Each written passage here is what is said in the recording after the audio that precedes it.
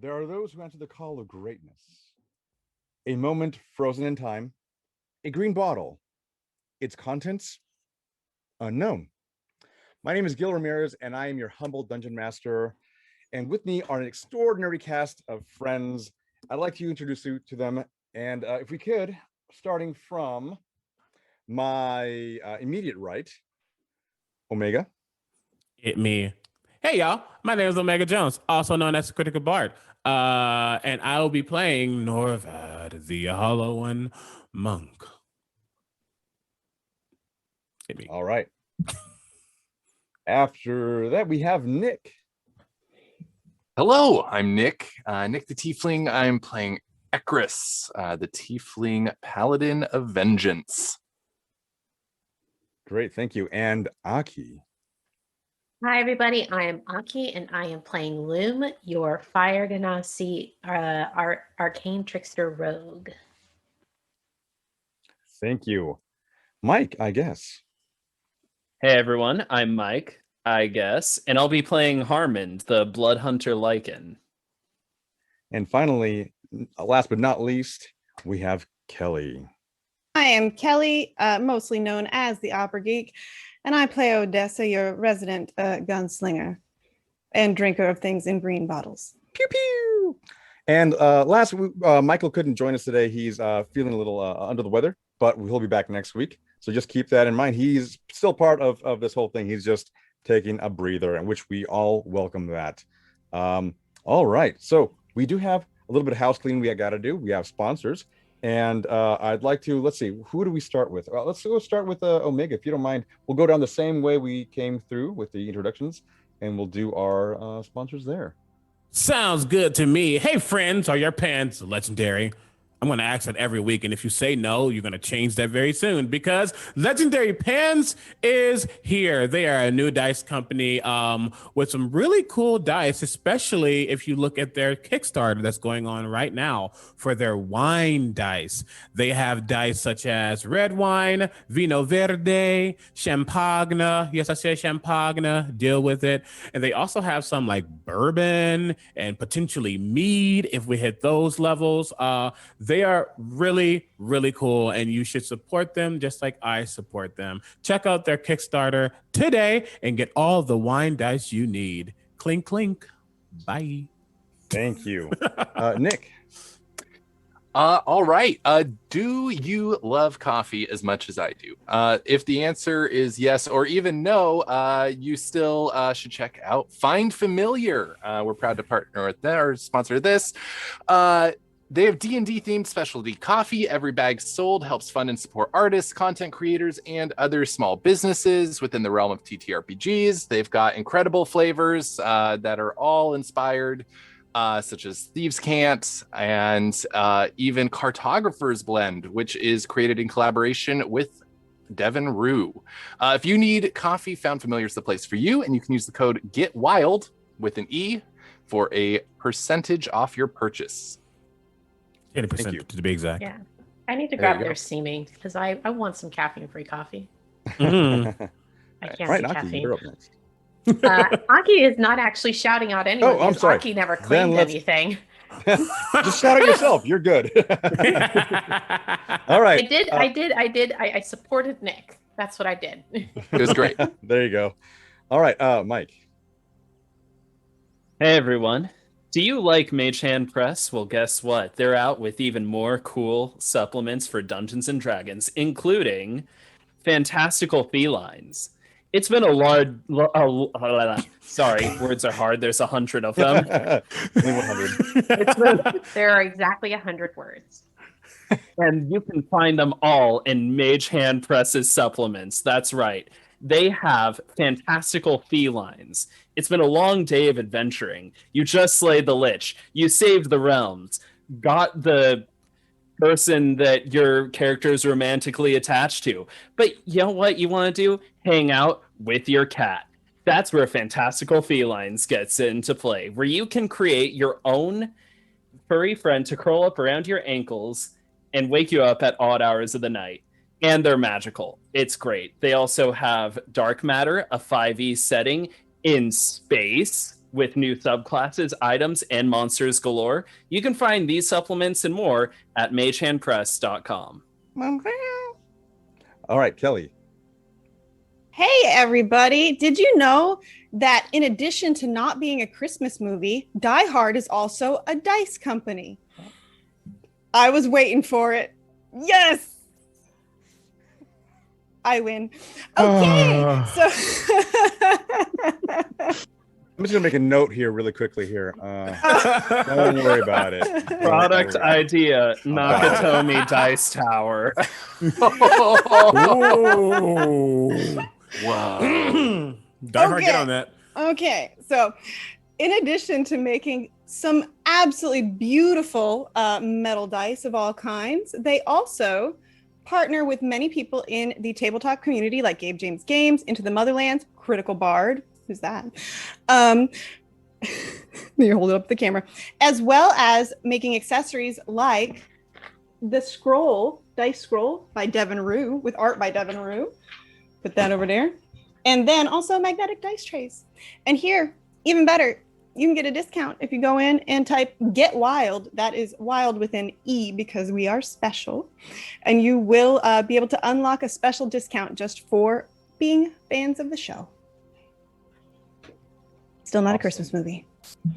All right, folks, Adventuring Kit. Check out the newest digital tool set for D&D and tabletop gaming. Adventuring Kit is its in alpha stage, and you can be one of its early many testers. From dice rolling to character notes, it's the newest place to come together for all your gaming needs. With its use what you need design philosophy, it allows you to choose what features you wish without worrying about or getting bogged down by complex systems. With the accessibility as its forefront thought, Adventuring Kit is the perfect one-stop shop for all your tabletop games. A note, the character sheets and the map design features are not available yet, but they'll be coming soon. And remember to check out the Discord for more information. And with that, one more thing. Yes. I want to give a big shout out to our friends over at D&D Beyond for helping us with our overlays, for helping us with everything. If you like D&D Beyond, you should. And if you don't, you should even more, because they have everything you need for D&D in one digital setting, including dice rolling and all of the books and adventures, and even making encounters if you want to do that there. Go to dndbeyond.com. Check that out. We will be doing a giveaway for D&D Beyond for a digital version of the Explorer's Guide to Wildemount book, which is the setting we are using today. Check that out later. It'll be coming around break because we want to make sure you stick around and support the show. But also, we want to shout out our friends at Wizards D&D for supporting the show. As you know, we are also hosted by D&D, and we'll be giving away a actual physical version of Explorer's Guide to Wildemount. Again, you can check the, come on, there we go. Yeah, it's doing the thing. Check out and stay around for those giveaways soon. And yeah. All right. I do want to shout out to Mythematic, the man behind the scenes who's kind of orchestrating all the sounds you hear and the ambiance, because he's doing a wonderful job, and he honestly takes off a lot of pressure from me. So thank you, Mythematic. You know who you are. Love you. And with that, though, guys, gals, and NB pals, it's time for us to get wild.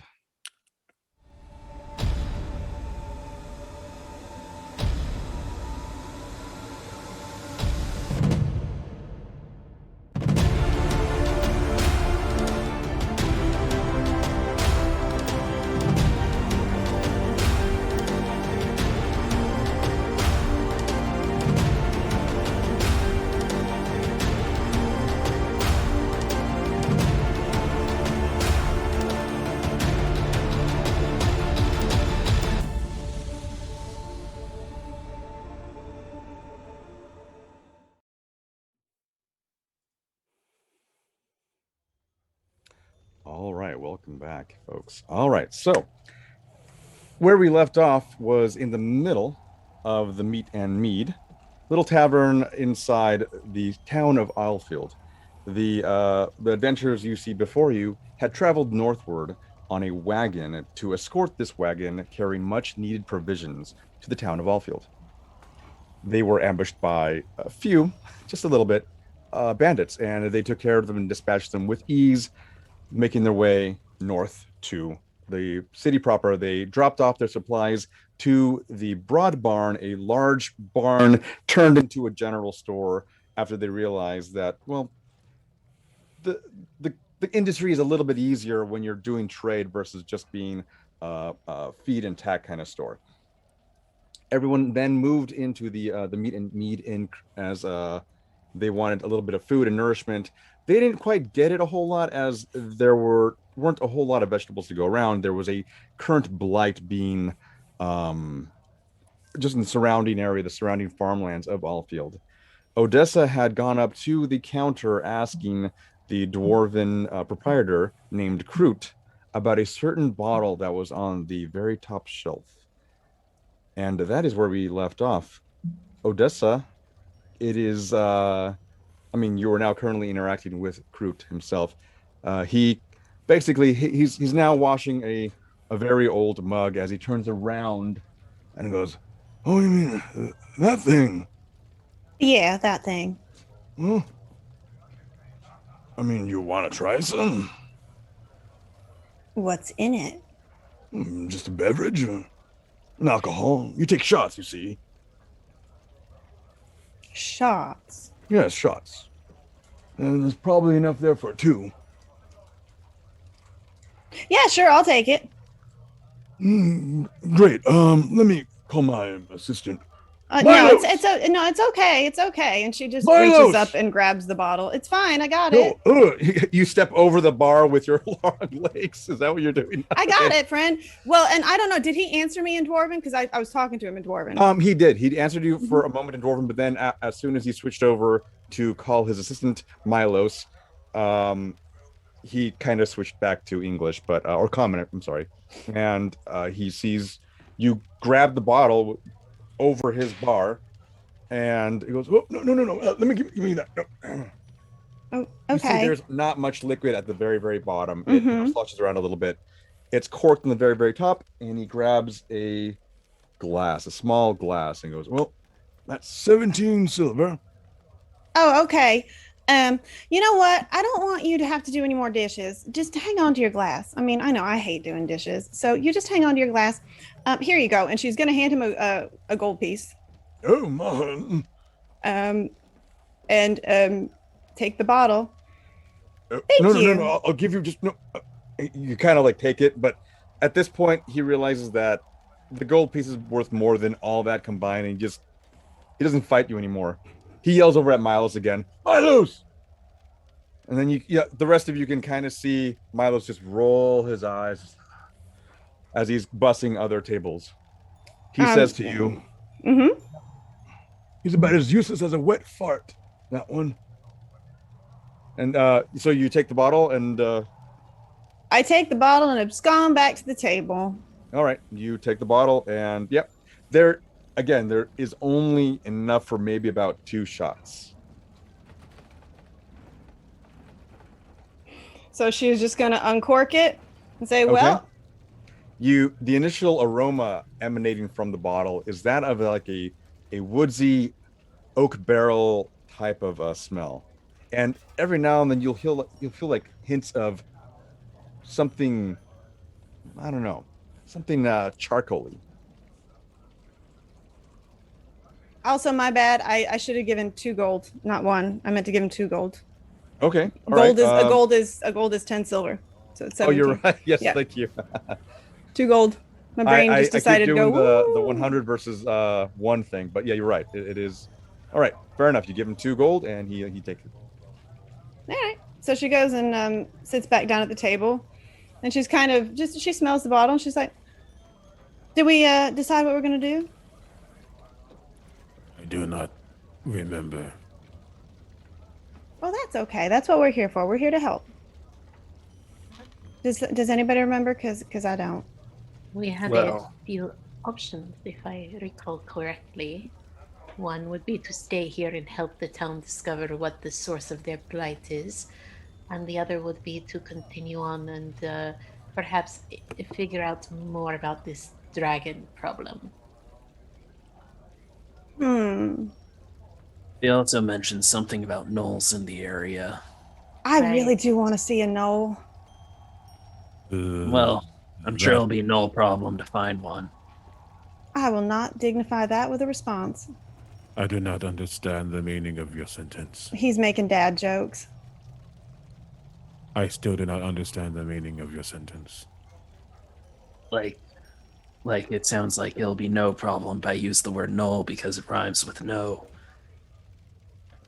I now understand the meaning of your sentence, and I do not find it effective.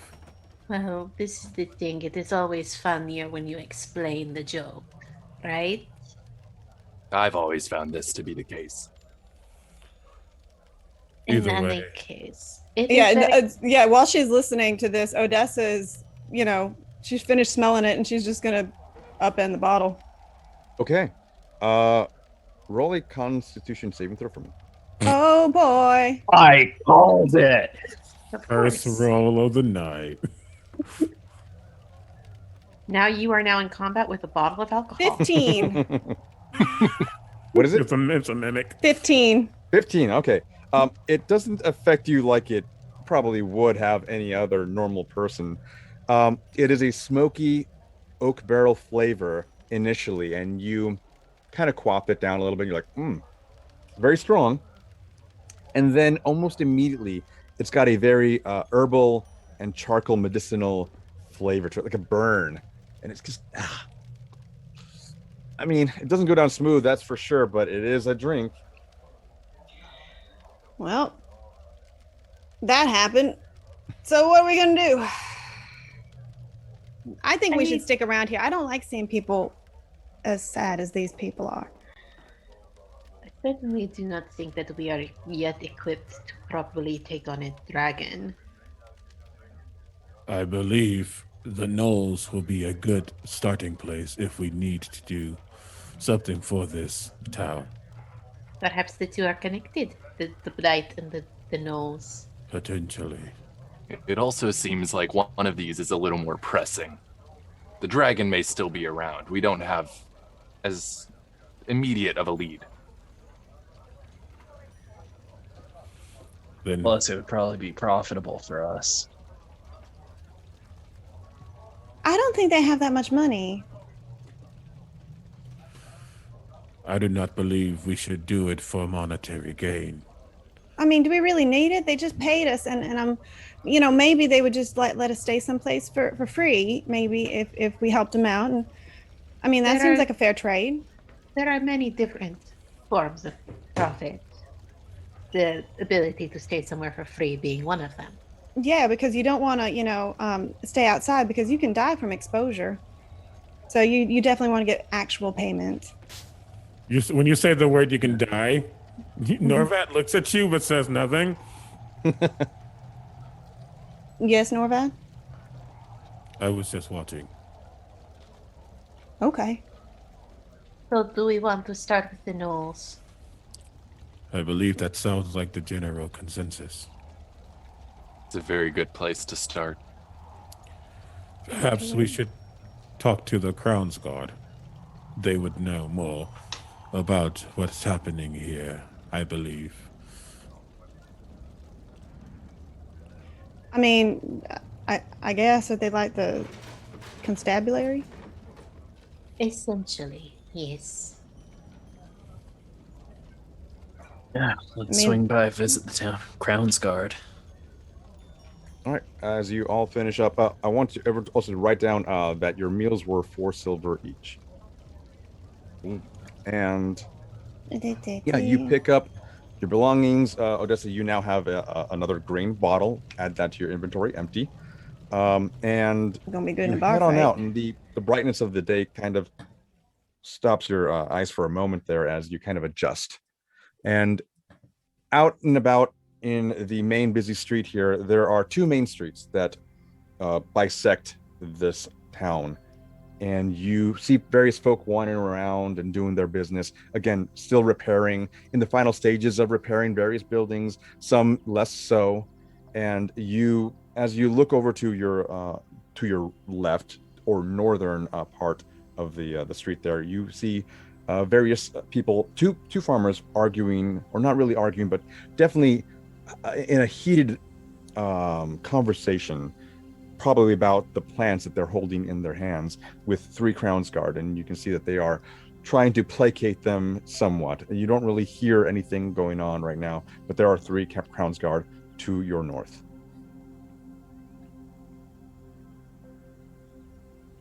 I don't suppose any of you are particularly eloquent speakers.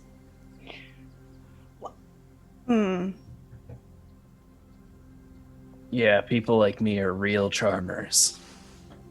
I can believe it when you want to be, Mr. Harmond. Don't spread rumors.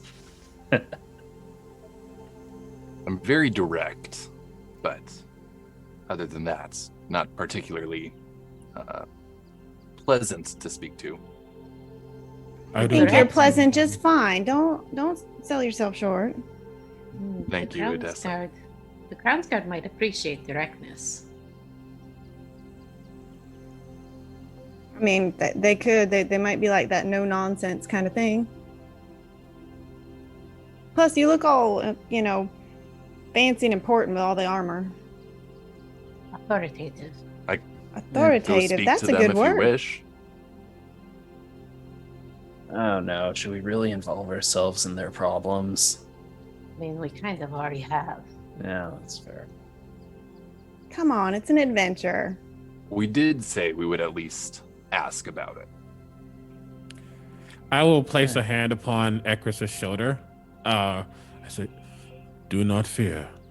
I do not believe they would turn against you if you simply ask what is going on. As I cast guidance upon you, and you see my left arm glow again with that vibrant, life-esque magic, and it just seeps into your shoulder blade, and I'll just let go. Thank you, Norvad. Yeah, all right. And Ekris will just kind of start walking towards the Crown's Guard. All right. Yeah. Do you all generally in the same area? Or yeah, we're not going to let him go kind of lag behind. Yeah. All right. Fine. All right. You're all in the same area, and so yes, Ekris, you kind of lead the pack, and you start to approach. You're about 20 feet away now, and you see one of the Crown's Guard turns to look at you, and they begin to face you because they're not really sure what you are all about. You're all in heavy armor and weaponed, and again, trying to possibly mitigate a potential argument going on. This man approaches you and he goes, "Hello, how can I help you all? What is yes? Yes, we just arrived here in Alfield after escorting a caravan, and we're informed about the some type of trouble that been affecting the town with gnolls. We said we'd at least look into it. Well, yes. We really know nothing about that. Well, first of all, I wanted to thank you. You were the ones who brought in the wagon, the one earlier today, right? Yes, that was us. Oh, well, you have my thanks. The town very much needed that. Anyway, my name is Reggie. Looking up, if you want to talk about the gnolls, you'll have to wait for Bryce here, but they're kind of busy, so you might want to just hold off a little bit. You can now start. Now you're close enough to hear the argument, and you see, the woman holding these cabbages that are wilting, and they're brown near the edges, and they look, worse for wear. She's arguing. And what are we gonna do? I want to do something about these. My cow died earlier this week, and I don't know what to do. And then, and you see a taller half-elven person just kind of, look, I understand. Look, we'll help you. We'll no, I hear you. They're going back and forth, and the third guard is basically standing right next to them, just making sure that nothing gets a little bit too heated. They're patrolling with their head, and Reggie goes, well, I can introduce you in a moment, but you'll again have to just wait for and you see, the woman again just holding these cabbages, and eventually she just drops them and begins walking off with what appears to be her partner in tow, just kind of patting her shoulder, and oh, it's okay. We'll figure this out. Don't worry, honey. And they move on over. You see Reggie move up to the half elven person, and so we have visitors here, and they're inquiring about the attacks of late. The half elven person turns around and goes, "Oh, well, hello there. I am Bryce Feelid. I am the watchmaster here in Alfield. You see, he's kind of eyeing you all, and Ekris, he kind of rounds on you and stays there for a little bit longer than the rest of you. And they do, or Reggie, Bryce or Reggie? Bryce Okay, continues moving around, and they're looking at every one of you right now, and they stop at Ekris for a moment. It seems like a moment longer than normal, and they get normally around their I just kind of meet their gaze. Exactly. So they approach you and they go, well, I'm the watchmaster here. You're asking about the Knoll attack. Well, yes, it happened very recently, and as you can see, all of the buildings here are being repaired in various states of repair. There's a lot of damage still to be taken care of and mitigated. What were you asking about specifically, I should say? Well, we heard there was a lot of trouble affecting Alfield, and we wanted to see if there was some way we could possibly help.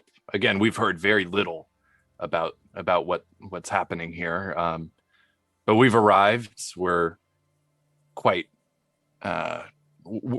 equipped to take on a fight. So if we're able to help, you definitely all look it for sure. Well, if I have to steal a moment for myself, but I believe I can sit you down and we can talk about this a little outside of prying ears. I'm not really happy about the situation currently, so follow me. We'll go to the watchtower. It's nearby. It's just up the street. And they lead you all the way down, and you watch as Reggie and the other guard are basically flanking you and keeping an eye on you, but also making sure that the town is, for the most part, placated and calm. You arrive at the watchtower, and it's actually not really a large watchtower that you're probably used to seeing in other cities, larger cities, but it's about 2 stories tall. And as soon as you walk in, there are various tables and an armory to the side where a lot of weapons, halberds and swords and shields and whatnot.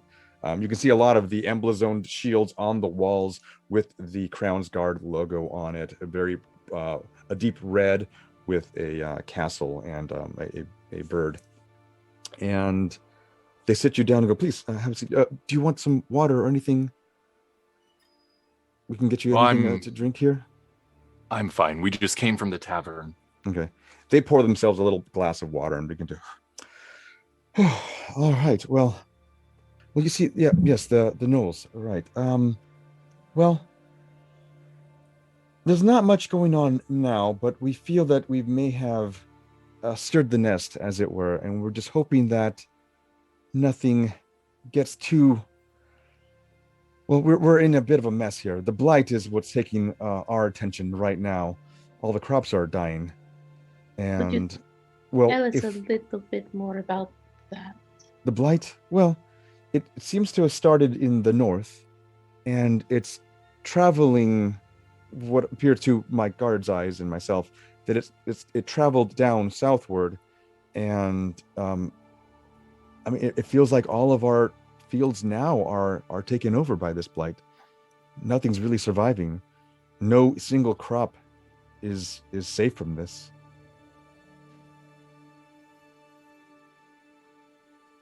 You don't have any druidic folk who can assist with this? No, I have written a letter to Zadash, our neighboring town to the north, and hopefully they will write back with some or maybe send some folk to help us here. I don't know what to expect. To be honest, we're kind of left thin here. With the recent attacks, a lot of our Crown's Guard got taken out, and we're doing our best given the circumstances. Again, we're mostly overseeing all of the repairs and the construction. And I mean, even here, the tower itself, and they point to the wall there, which has a little bit of scorching on it. It even reached here. I mean, luckily, we were able to put it all out, but... Did this light happen shortly after the dragon attack, or was this going on beforehand? Dragon attack? Oh, no. There was no dragon attack here. Oh, sorry. What? Dragon? I turn to Harmond. Potentially, we should leave out certain events that aren't pertinent to this situation. Right. Sorry, I thought news would have traveled here by now. Okay. You watch as they look over to, the two guards that were with you, and there's a whispering kind of had, between them. And if any of you want to roll a... You're like, can I hear what they said? I have a passive. Roll a perception listen check. Cool. Listen, my passive is 17 as well, just so you know. I'll roll as well. That is a 9, so probably not. 24. Wait, no. Yeah. 24. Yeah, you watch their mouths, their lips move in a certain way, and you pick up the words dragon and look into it, and potentially you gather that they have no news of this dragon attack to the south where you originally came from, and are now adding it to the long list of things that they have to all take care of around them, or at least be aware of. And Reggie, who you met earlier, is now moving away. He's gone outside of the tower and has moved off. There are other soldiers now inside of this tower, either prepping themselves or doffing their armor as the day goes on. Their shifts kind of change and all that. And Norvad just says, I would not worry about the draconic individual. I do not believe they are a threat at this moment. It was merely a passing creature who decided to have a bit of fun in a town. Oh my! Oh, that's still we the Crown's Guard need to know what are the goings on in doing the entire Dwendalian Empire. So it's just I understand. Thank you for the heads up, but I will have our folks look into that. Thank you. I again, the blight is definitely on our list of concerns, high at the top. The gnolls have, again, they're still possibly around. We thought they got rid of them, but I mean, who knows? Who really truly knows? They might be tunneling underneath the mines that are local to our town here. Oh, you've got mines? Oh, yeah, I do. Yeah, we do a lot of export out of various minerals and metals and coal. Are they still active? Well, that's the thing. A whole lot of folks want to go back. All the miners there, they're afraid to go back in there, and they're slowly recovering their assets and making sure that all of the mines are somewhat safe. They're either boarding them off if they're done with them entirely, or they are exploring them little by little. Again, well, that seems like it's a good source of income for your town, though. I don't think that it's a great idea that they're not being used. Indeed, it has, and that's why I have sent for aid from Zadash or maybe even Rexington if possible. But I don't feel we're going to get that anytime soon. So we're just pooling our resources of what we've got, and again, every now and then we'll have shipments of supplies being brought to here that aid just even keeping our men fed. But it is a thing I have to contend with. But yes, the blight. There are rumors, and we don't know what to really truly expect. But we kind of have a curfew going on, and we try to have everyone not be out and active past dusk. So we ask that you also try not to do so. Is there a Oh. particular reason for this? Is the blight affecting folk at No, not the nighttime? people themselves, no, but we are trying to weed out any possibilities of, well, ne'er-do-wells roaming about at night, and our Crown's Guard are keeping watch and making sure that none of that happens. Then at night is probably the best time for us to do our business. I understand what you mean. Well, if you do wish to help, then I'll inform the other Crown's Guard, and we can maybe work out an arrangement where you work in a certain time frame, and we won't bother you. And again, I assume you won't bother us. We have no reason to bother the Crown's Guard if they are doing their job. Very well.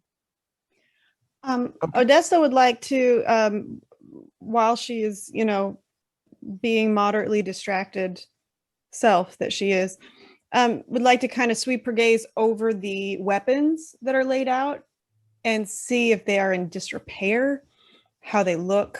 Make an investigation check, and Okay. obviously you're talking to Bryce, and they look over and, well, no, I mean we've have 18. Okay. With your keen eyes, your blacksmith eyes, you look over, and I mean, there's a few nicks on these blades. The halberds specifically have a little bit of damage on the haft, on the wooden part themselves, and they look usable. They're not, pristine, not to 100% quality, if you will. But they're usable. Bryce looks over and goes, "Well, they're fine for what we need them for. Most of these don't really get used. A lot of their previous owners are gone, if you understand what I mean." Yes, well, and your armor's in the same shape, or you have someone that's repairing that for you? With that same investigation check, you watch one of the soldiers in the back. They're trying to take off their armor, and one of the hinges is just hanging up on them, and you see them try, and it falls off eventually. They drop it off, and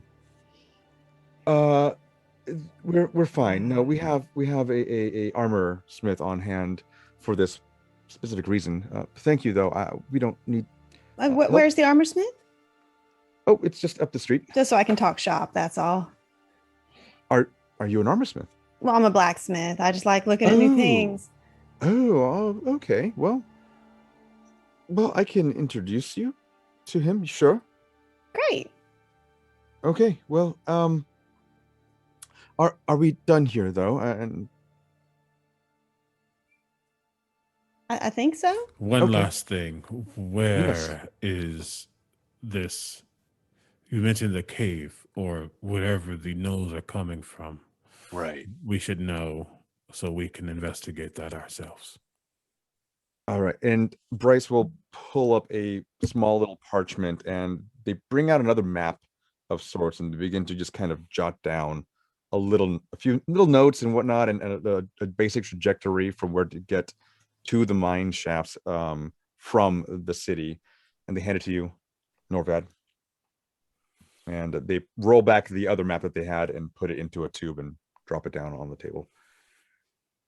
That should get you generally within the area. You'll be able to see them. They're not different at all. They're very much a Oh, we just lost Mike, I guess. and so yes, they stand up. Well, I've got my work cut ahead of me, so if you don't mind. 1 second, y'all. Oh, there we go. Okay, there we go. They escort you all out of the tower, the watchtower, and they close the door behind them and goes, "Well, Can I grab that armor that broke first? No, we'll be fine. Trust Okay. me, we're okay." It's like her. Yeah. She's having a moment. She's like, okay. They close the door and they follow you up the street. It's a few short blocks up the street, and you can hear it from a good ways away. You hear the ting ting ting ting, and you can also see the smoke billowing out of the chimney that they have on the very top of their shop. And They leave you there at that spot, and they bow to you and about face and begin to march down the street. So you hear the ting, ting, ting, ting. You can smell that familiar, that sulfur smell, that wet earth smell of walking into a blacksmith shop. And you see a grizzled old man hunched over. He looks like a tallish dwarf from the back.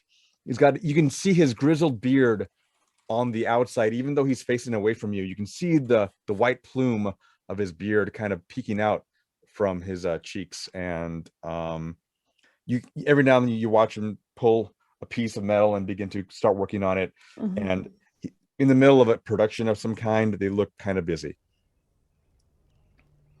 Okay. Odessa would turn to everybody and say, are we gonna rest and then deal with the mine tomorrow? Are we going now? It would be wise for us to at least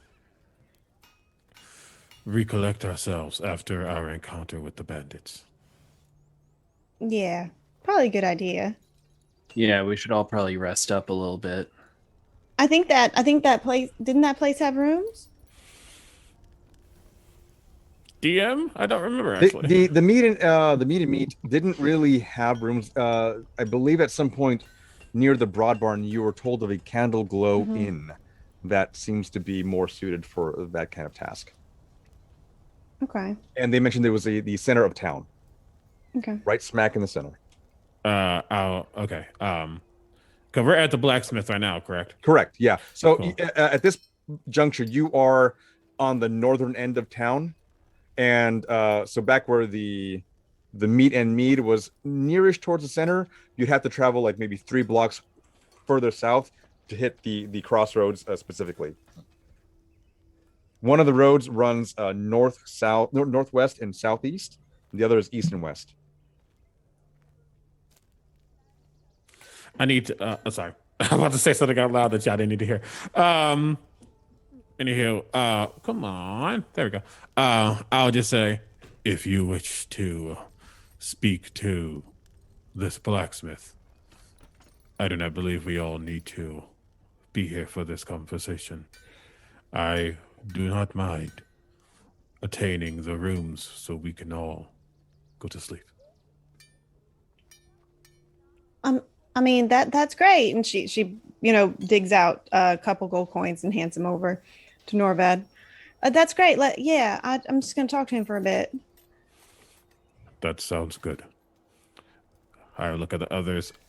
I do not know what you all wish to do, but I will be heading towards the Candle Keep Inn. Is what it was called, I believe. Candle Glow? Candle Glow. Candlelight. Candle glow. Just think of what candles do, Norvad. I do know what a candle does. Yes, it glows. Candle glow. Thank you. Correct. Yeah. So just follow the candles. How about I go with you, Norvad? We can reserve some rooms together. Yeah, I could use a good lie down if you don't mind me accompanying. Of course not. All right, so who wishes to stay with the blacksmith and who wishes to go with Norvad to the Candle Glow Inn? Am I imagining that it's just going to be Odessa at the blacksmith? Okay, all right. So Odessa. That being said, right before we part ways with Bryce, Loom will have turned to Bryce and be like, I really like your energy. It sets me at ease. And then they turn to you and they give a slight bow, and if they blushed, it would be for a brief moment as they turned around and continued marching off. So, all right, the rest of you make your way south now on the main road there, and Odessa, you hear the ting, ting, ting, ting, ting, ting, ting, ting, ting. Knowing how loud forges are, she is going to get within about a foot of him. Hello! He drops his entire setup. I mean, the hot metal goes flying out and lands on a wooden object. His tongs and hammer on the ground. He grabs his tongs immediately, runs over to the wooden box, that it looks like a horseshoe, like almost parts of a horseshoe. He picks it up, puts it on the anvil, and begins to pat it out with his leather apron. What the devil, woman? What are you doing? Well, I was saying hi. It was a little loud.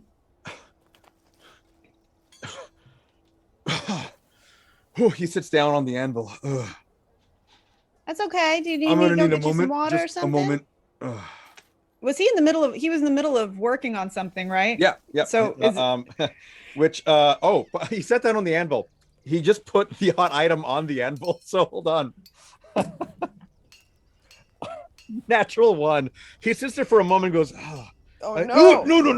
And he gets up and he brushes. He pants, leather pants, so they're not on fire, but they definitely have a nice dark horseshoe mark on them, right on his ass, basically. And you see him go, hold on just a moment. He basically squats over his large quench tub and just. I would be lying if I said I had not done that before.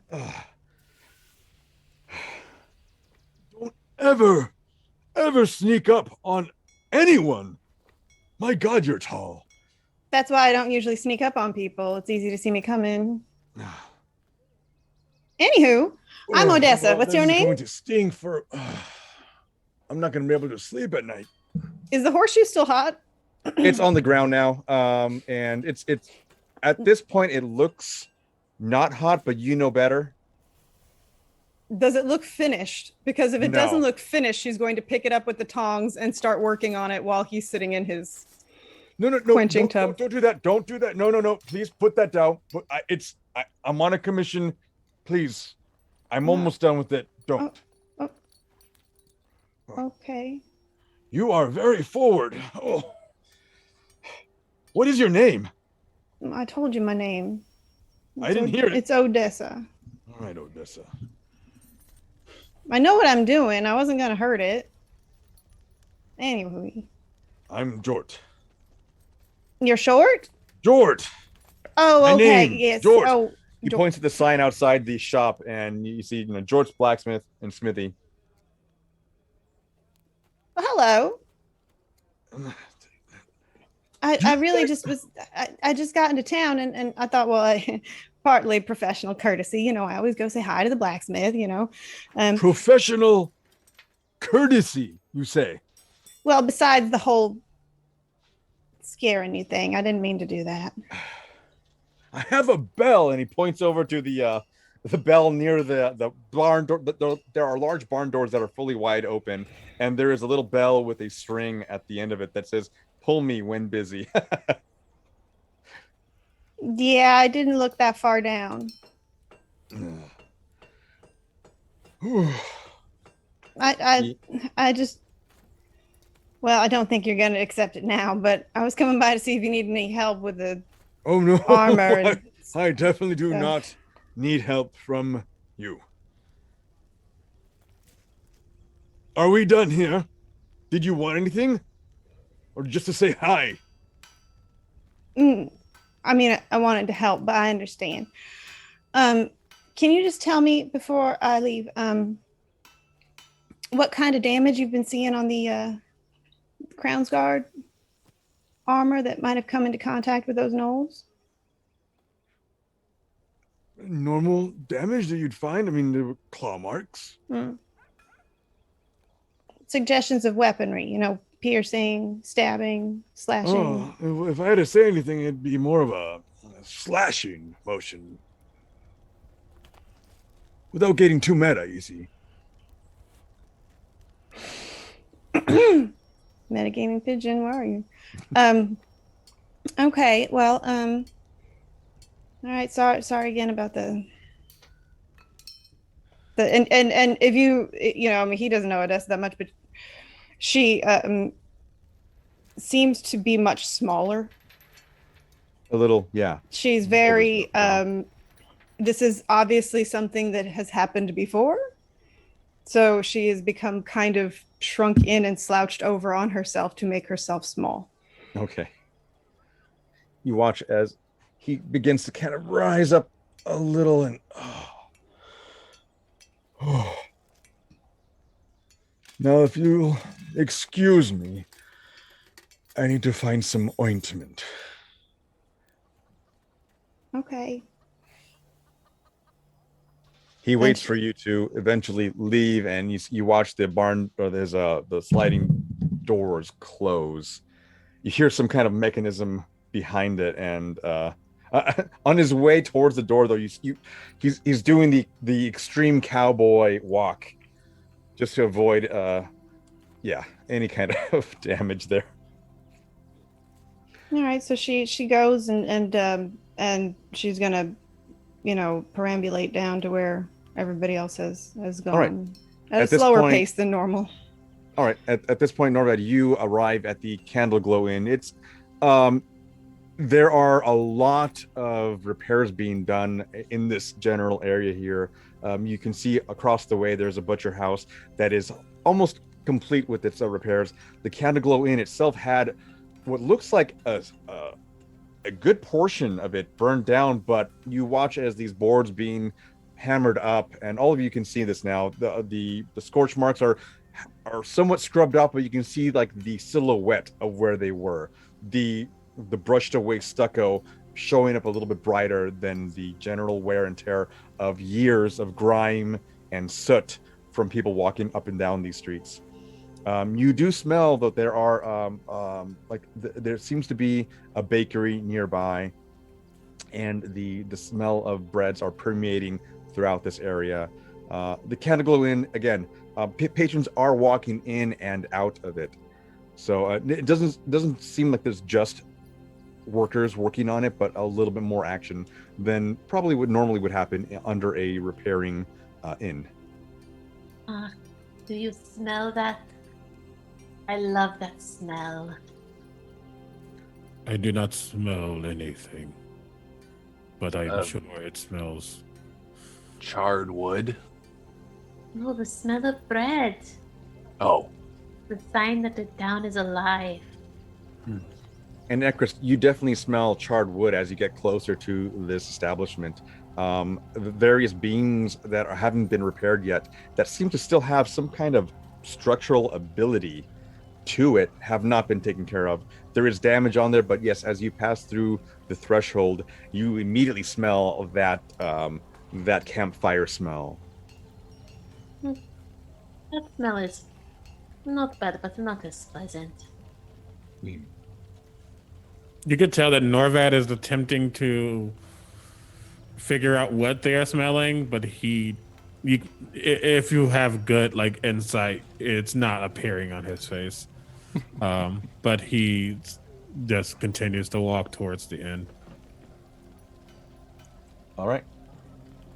You do so, and behind there's a halfling behind the counter, and he looks really busy moving up and down the path there as he's kind of delegating various things there, and you can hear him shouting, "Hey, bring that over there." Yes. Yeah. Okay. Moving around, and you can hear the little pitter patter, the scurrying, going back and forth and all that, and you see him grab a bunch of blankets and move upstairs. After moments later, you'll hear him run back down, and he seems to be in charge here, but he's quite busy with everything. There's really no one else that you can really talk to other than the patrons themselves. Everyone else either is a repairman, and they are boarding up various areas of the Candle Glow Inn. Norvad will head over to where the halfling is kind of wandering around, and they just kind of watch their trajectory and see where they're going, and see them go around the door, come back, pick something up, whatever. And when he can tell, they kind of get to a subtle stopping point. Excuse me. Oh, hey, hello. Me and my companions, we seek shelter. Oh, well, okay. How many rooms? We don't have much here, but maybe if you had a small quantity, a small amount, I can help you with that. There are 6. You want 6 rooms? No, there are 6 of us traveling, potentially. Want to share one room? I turn around to the rest. How comfortable are you all with each other? I have slept in sewers. I don't care where I sleep. My only worry is if the room is too small, we just wouldn't fit. I think 2 rooms at very least. But I we should can split mention up. I snore a little bit. 2 rooms would suffice. 2 rooms. I think we can get that ready for you. Hold on. I have a ledger here. Hold on. And he'll walk around the back of the counter there, rummage through a bunch of stuff, and pull up an old leather ledger and begin to flip through it. And Norvad has followed him behind the counter in the ledger. He's a little put off by that, but Norvad, Norvad. Norvad. That's bad manners to a tavern keeper. Why don't you stay on this side, buddy? I do not understand. I was simply looking to see which rooms were available. He'll tell us. Don't worry about it. I understand. He will walk back around and wait. So as he brings open the page, you did see him kind of rummage through, and the page that has all the rooms on it and all the various names that had previously taken it, you see that there are only 3 rooms available, and the other rooms are currently in repair. But he just wanted to ask anyway, it feels like. And he'll say, well, the 2 rooms that we do have, the 3 rooms, 2, you said 2, yes. They're not next to each other, but they are in the same hall. Are the rooms of sizable, fairly sizable, or are they small? Well, there's 6 of you, so 3 a room, yeah. And is that comfortable, or is it a little bit tight?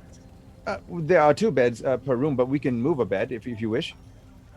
Well, if there are 3 rooms and 2 of each and 6 of us, then don't see why we can't make this easy on ourselves. Whatever you wish. Just know that there's going to be a lot of hammering, and not at night, you see, not at night, but during the day. That is fine. How much more expensive would 6 rooms be? 3 rooms. I do 3 not rooms. believe Sorry, they 3 have rooms versus 6 2. rooms. Right, they don't have 6 rooms. How much more would an extra room be for us? Well, you see, we're running a special here. Well, it's not really a special for you, but it's just more of a donation for us. We're trying to rebuild, you see, and we'd like to, do our best here. But also, so you would pay us 20 20 silver per room, yes, and then we do our best to keep quiet. We bring you food and water and fresh linens and whatever we have. Loom will push like 10 gold over. I think that we can do a little bit better than that. Oh, okay, all right. Yes, we actually have a different special. You see, with that much, you can get a nice hot bath with that. We can. It's not ready now. We have to set it up, but we can. We'll take it. Oh, all right. Well, okay. Well, good. All right. He starts writing down. All right. So who can I have? Who would like to sign here? I will. Fine. Or sorry, if Norvad wants to go for it. I guess you'll see Norvad begin to reach, but then he stops. I will say. Something wrong? No. No rooms or no nothing wrong or. Loom just signs. Okay. You watch him kind of move over to you, and they begin to write their name. I want to put a little flavor on this. The way they sign is that a little spark of flame bursts from the tip of their finger, and they sign they basically do a burned etching into the You watch him go for a moment, but noticing that it doesn't quite catch on fire, he'll sigh down again. Oh.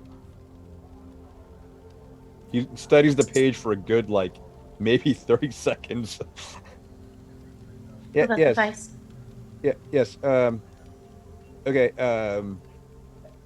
Yep. The room's yours. I'll ask my assistants to get the bath ready for you. Yeah. Thank you. And he closes it and begins to move. What was your name again? I'm sorry. Thaddeus.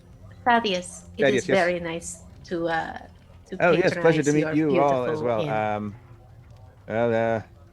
Good day. And he'll continue moving down, and busy little feet just moving around. And Excuse me, sir. And he like tries to like follow Thaddeus a bit. We did not attain our keys. So he's watching you kind of like nearby every now and then as he's running around, and he'll stop as he realizes that you're trying to get his attention. Goes, and keys, no, there are no keys. We had to replace everything regarding the door. It does close though. It closes. You can lock it from the inside. It's like a little deadbolt, if you will. Sorry? I do not comprehend, but I am sure this will be fine. Oh, all right. No, thanks. And he'll begin to. Just blinks a lot before he goes back to the party. Okay. Everything all right, Norvad? They do not have the means to lock the doors when we are gone. Then we don't leave any valuables in our room. That would make sense, yes. We should also make sure to pick up any sort of complimentary shampoos they leave in there too. Complimentary shampoos? Is that or a like thing? soaps. Right. I mean, Harmond really needs them. Is that the thing that they do in taverns? You seem to be quite knowledgeable. Well, classier taverns, they tend to leave them in, Well, I wonder if they leave chocolates too. I've heard rumors that the really nice ones leave chocolates. The really good ones leave chocolates. That's absolutely a fact. We should make sure to grab those if they leave them as well. I wonder if they leave any sort of religious texts in the bedstands. That I'll perks leave Norvad those. up. They might have things that are religious in text. I would love to read them as well.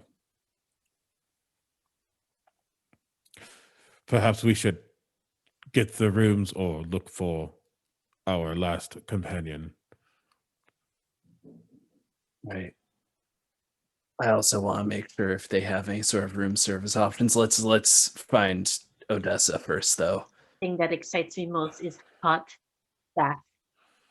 I do not believe they would have room service in a building that is half destroyed.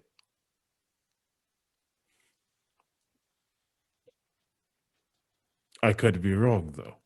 But right about that time is when Odessa would probably, push her way through the doors. Right. Hello, Odessa. Hello, Norvad.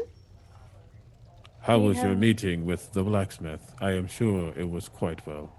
You seem to know everything about those type of things, such as weapons and armor. Did we get our rooms? We Yes. did. We also will be set up with a very nice hot bath as well. A bat? Oh, that is definitely going to be a treat. Speaking of treats, did you smell the pastries? It smells lovely. I like bread. I like pastries. We're I going to get did not along. smell a thing. It's okay. We're going to buy you a pastry, and we're going to teach you to like pastries. Then I would assume that Loom, you, and Odessa will share a room together. Well, that is an interesting thing to assume, but I guess so. I thought that your shared love for the bread and pastries would solidify your 1-2 room together. I mean, to be fair, that way we can make sure none of them eat it. That's very fair. I do not trust Harmond. His I do eyes are not. shifty. He will definitely try to steal our bread. Unless there is a large quantity of meat inside of the bread, I'll be fine. I mean, you can do those too. Those are meat pies, but be a little careful because you never know what somebody puts in a meat pie. Let's just be honest with you. Yeah, I don't think Harmond really cares. I was teasing him. Do you see that I was trying to make a funny joke and tease him a little bit? He takes himself too seriously, unless he's telling terrible bad jokes. Are you a dad, Harmond? When You got say the bad jokes. My dad has bad jokes.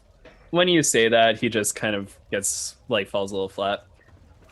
Let's all right, so yeah, you two are together. Who else is going to be rooming with who exactly? Odessa realizes she has, upset someone else, and she's just like, You mentioned that you like to snore. That would not bother me if it would bother Ekris and or Lirros. Lirros and I are. We can share a room as well. All right. If snoring doesn't bother you, then yeah, let's grab a room. I have noticed that things were said, and yet the conversation was changed on multiple times. I will not press on either of those fronts, but I do want you all to know that I believe we are friends and we can talk freely. There are some things that takes a little bit more time to be comfortable sharing than others. That is also the nature of friendship. but you know what, Norvad? That is very sweet of you. May I give you a hug? That would be fine. She will hug Norvad. How tall is Norvad? Norvad is Norvad. Norvad about 5'11". Okay, so it's not too bad. There is still decent chin rest potential there. But you can It's great. when you hug him, you can tell that he is very much cold to the touch. Not his left hand though. We Or really, left arm. Didn't they say we're the hot bath? I think Norvad needs a hot bath. Are you saying that I am dirty? No, I you're just probably am. cold. And she like starts rubbing his hand, like the cold one. She's like, you're just cold. It is a lot more necrotic in nature. Oh, I mean, she's just concerned at the moment. As long as your skin isn't sloughing off, she's fine. She will continue to rub your hand to warm you up. DM. And Does while something Sorry, I was gonna say, Yeah. does something seem off about Norvad to Harmond? If you want to roll an insight check, you're more than welcome to. Okay. I also have something I want to do as soon as that's resolved. That's a dirty 20. Dirty 20.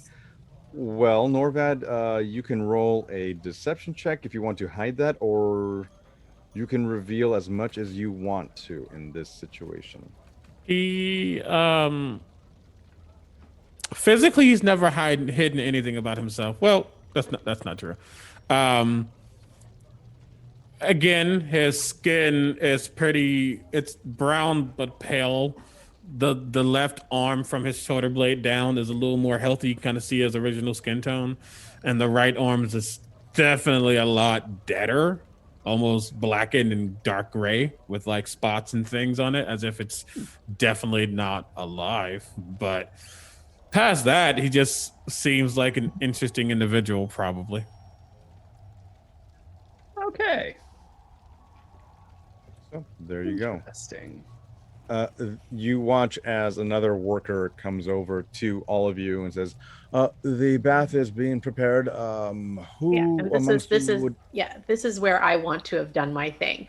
All right. So, Loom wanted to basically stealth away so they could take the first bath. Okay, so you hear the word bath come out of his mouth, and you're whoop, and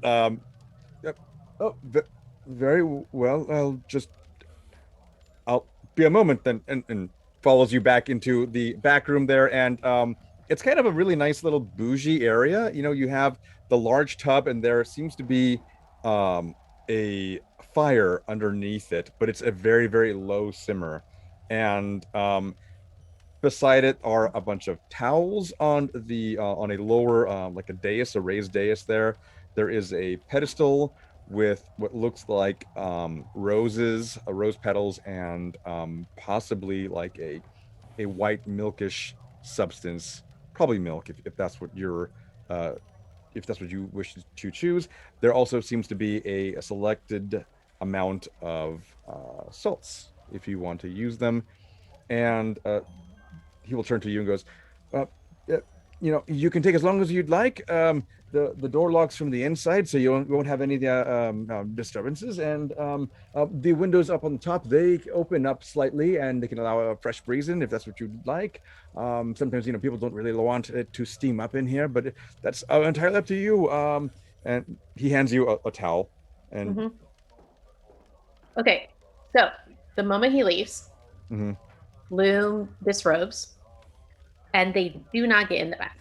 What they do instead is they dip the towel in the bath, and they start scrubbing themselves outside of it first until they feel fully clean, and then they get in the bath for about 10 minutes. They don't add anything to it.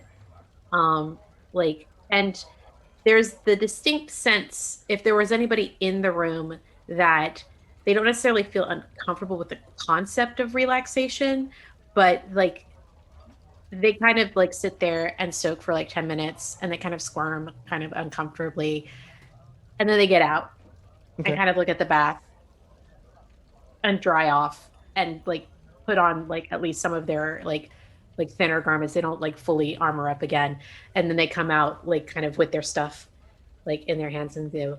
All right, I'm done. Whoever wants to go next, it's all yours. Are they going to change the water? Oh, I cleaned before I got into the bath. Well, no, I know. It's just it's better between. Yeah, no, that's fine. There is a blight. Potentially, the water could be contaminated. I didn't think about that. And now I don't so much want to take a bath. We might want to stand 6 feet apart as well.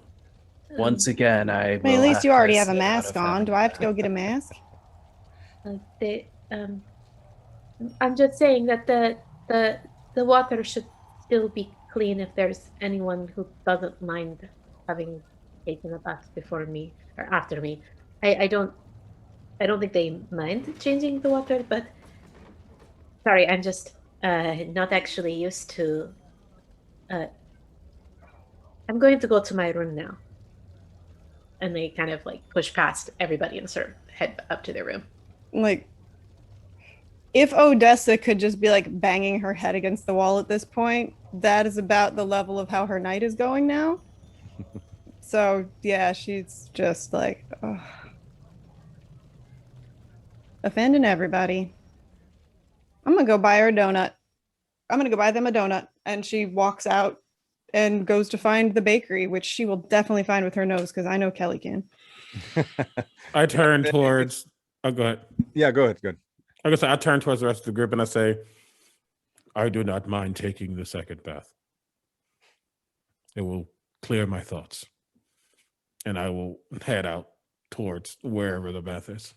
All right. You watched where Loom exited out of, so you know where they were from, and you walk behind. The door closes. You can lock it from the inside. Just again, little deadbolt, and before you see the tub there. Next to it is a large bucket, and make an perception. Make an investigation check. Mm-hmm. That's a 12 on the die, so a 10. 10. All right. So you're looking around the room, and on the far wall there seems to be a spigot, so you can add new water if you wish. I just look at the bath. I'll take off my hooded monk's robes, just get basically naked, and I get into the water, and it's definitely getting dirtier now, but not really because of him being dirty, but the fact that there's a part of him that is not alive in some way, shape, or form. It's clouding, but not like dirt would. It has a very odd essence about it. And funny enough, as you finish your bath, you stand up, all of that seems to kind of go back into your body as you step out. But as I was in the bath, he's just taking that 10 minutes to just. I do not know the path you sent me on, Ray, but I am here with this group, and I believe this is the right place to be. Potentially, they can help me figure things out. And he's just having a soft moment talking to the one he serves, and then after he's done, he'll get back out and actually head to his room. Okay. So the others can get ready. All right. So you gather your things and you head back out, waiting for the next person, whoever wants to use it, if they want to use it at all. Odessa, obviously, you have now traveled around your nose. Roll me a sniff check. Roll for donuts. Roll for donuts, yes. Yes. What is that? What do you want me to roll? It's just a perception, Just wisdom perception? check.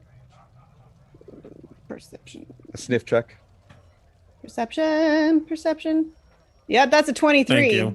Thank you. 23. All right. So you can almost smell the baking tray that's being brought out at this moment. You're like, oh no, I know exactly. And you begin to just you make it to the bakery, and it seems like there are a lot of people outside, not in necessarily a line, but a gathering of sorts. It seems to be a lot of everyone's favorite location for freshly baked breads, and various people are walking out with either a croissant of some sort or a bagel, or various breaded items that this place will sell. Eventually your turn comes up and you enter, and the donuts are not you can see them being made. They seem to lack a little bit of flair as far as the glaze goes, but there is a glazing on them, and you imagine that it's your typical run-of-the-mill donut shop, if you will, or bread shop. And they do have different loaves of bread. They do have different, various. You have like How many? larger loaves. They even have like sweet breads of various types. They have. You mean sweet pastries? Yeah. Yeah, Got sweet it. pastries and whatnot. You're right. But they do have very large loaves too, just like large, crunchy, like that French bread looking loaf. She will go up to the counter and survey this domain, and will then very seriously look directly at the owner and say, "Give me all the bread you have." So you watch this very, very largely handlebarred mustache man begin to start bagging a few things, and sorry, what? Oh, did you not hear me? I think you might have heard, just give me some bread. I said, give me all the bread you have, please. Do you hear that, Margaret? All the bread. No, but I could give you a sampling of various types here. We have this wonderful, what is this? It's like a pan brioche. If you want some of that, I can offer you maybe a lot of it, but Can I not buy all the bread you have? all the bread? Are you kidding me? Well, I mean, how much do you have? I mean, look around you. You surely can't mean all of it. Do you want one of each? Yes, one of each, and Oh my God. and like 8 donuts. Margaret, it's one She of just starts these. running down the list. You watch his eyes almost glaze over. Imagine. Glaze over, huh? Yeah, I see yeah. what you did there. And Margaret, you can see behind another wall there, just kind of poke out. What? And, wants one of everything. Like that one gal, never mind. Okay, let's see here. Oh goodness, I'm going to you watch as he begins to kind of bag. He hold up with his little tongs there, hold up a piece of bread and go, "This one?" I mean, one of everything. And he grabs another one. "This?" You don't have to ask. You can just put them in the bag. "I have to ask." And it goes down the whole thing, and Yes, eventually yes, you yes, end no, up no, yes, no. Sorry. you end up with about 17 bags of bread. No way for you to carry it, but it ends up being right Listen, I around do this in one trip. You do not make extra trips from the grocery store. just the grocery bagging it, right? Double hand. You're like, ugh. Roll for all right. First of all, it's going to be probably around 75 gold. And now at this point, you're hanging up the line. Everyone behind you is just an exacerbated sigh. They're just kind of looking around, really impatiently, and just, are you kidding me? And you hear various murmurings throughout the crowd as eventually you pay for the bread, and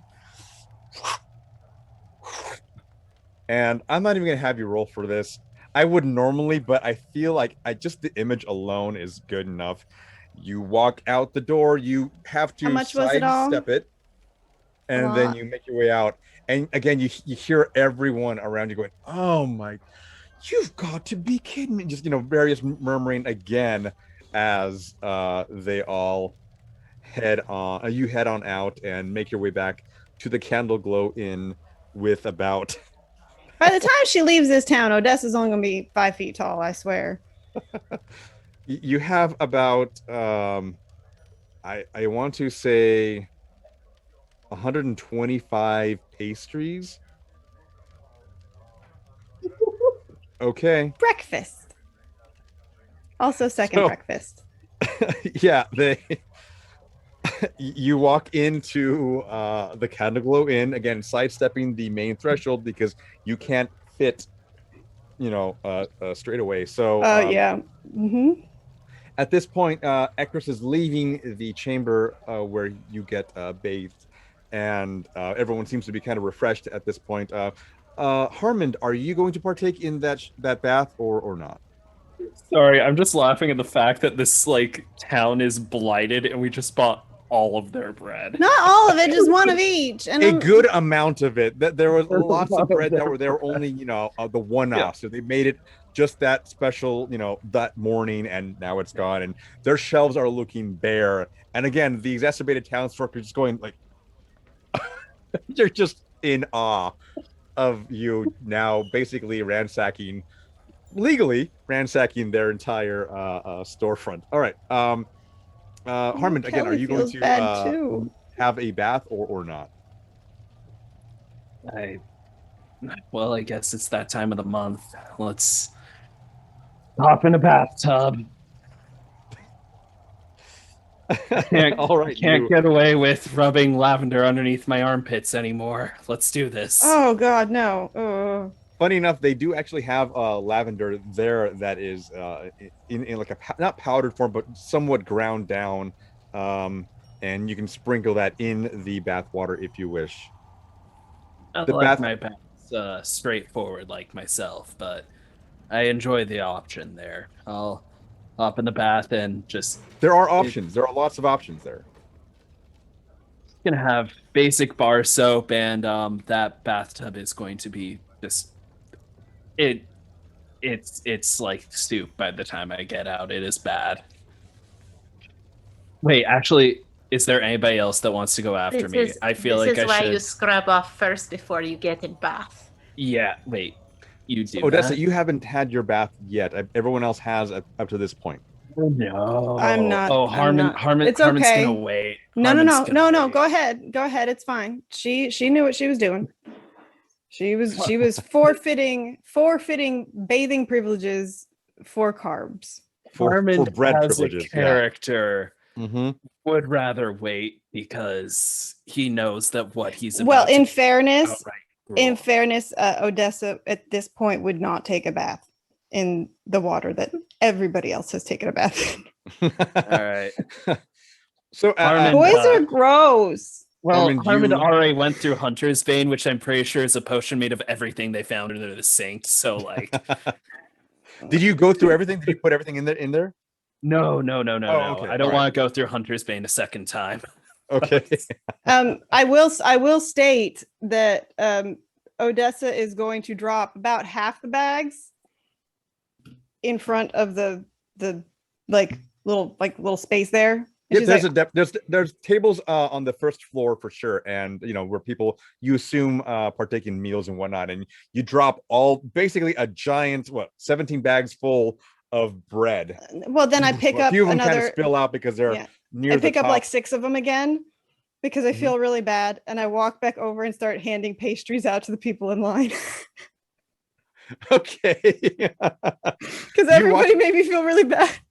You watch as so what they see is the same woman that purchased all of their bread walk back in a somewhat not stern manner, but definitely, walking back a little bit hunched over, and they think you're going to return them, and they're like, oh no, not this. And you see the fear on everyone's eyes, not just the owners themselves, but the proprietors and all, the patrons, and they get all wide-eyed and they're like, and you can see as you walk over to one, he's has his head kind of turned, and you bring out like a little bun of some kind, and he'll turn around, and I don't understand. Shoe, I'm sorry, what? shoe, it's a bun. Shoe? You want me to leave, or do you want me No, to? I want you to take the bun. He'll reluctantly grab it. I just want to give everybody free pastries.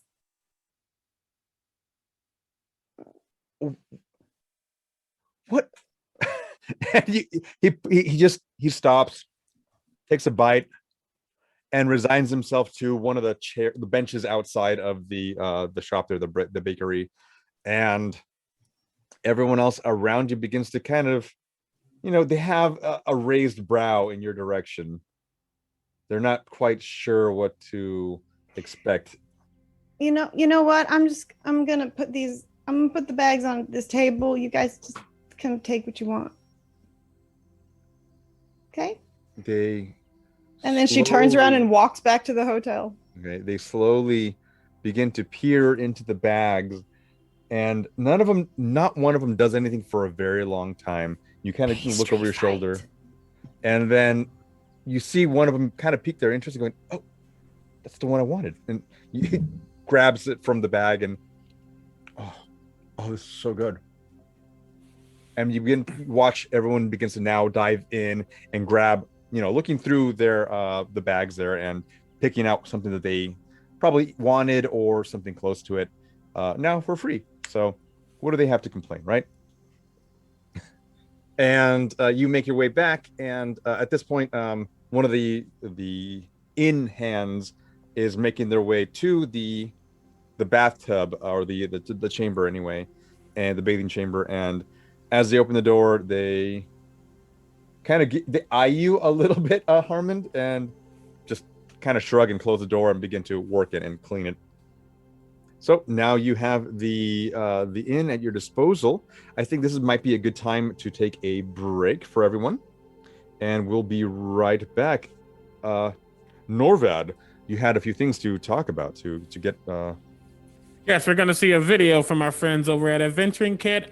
Please check the chat. We'll be starting the giveaway process for 2 things. 1, a digital version of the Explorer's Guide to Wildemount on D&D Beyond, and then an actual physical version of said book, courtesy of Wizards of the Coast. Again, check out the chats.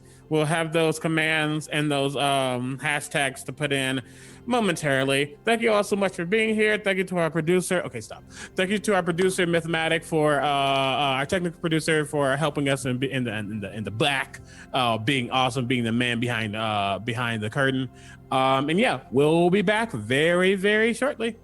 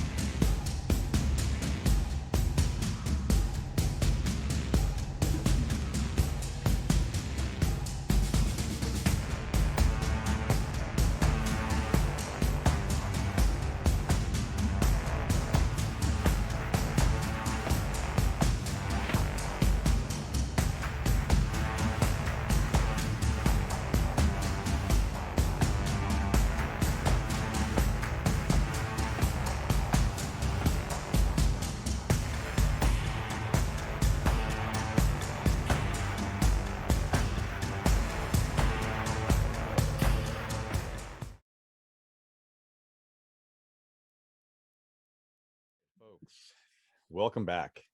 So the party had made their way to the Candle Glow Inn, and Odessa had purchased almost every bread from a local bakery. She brought them back and then felt bad, brought them back to the bakery, and eventually handed them out for free. Currently, she's making her way back to the Candle Glow Inn to meet up with her companions, who are getting ready for the night in their respective rooms. And I'll leave you to it.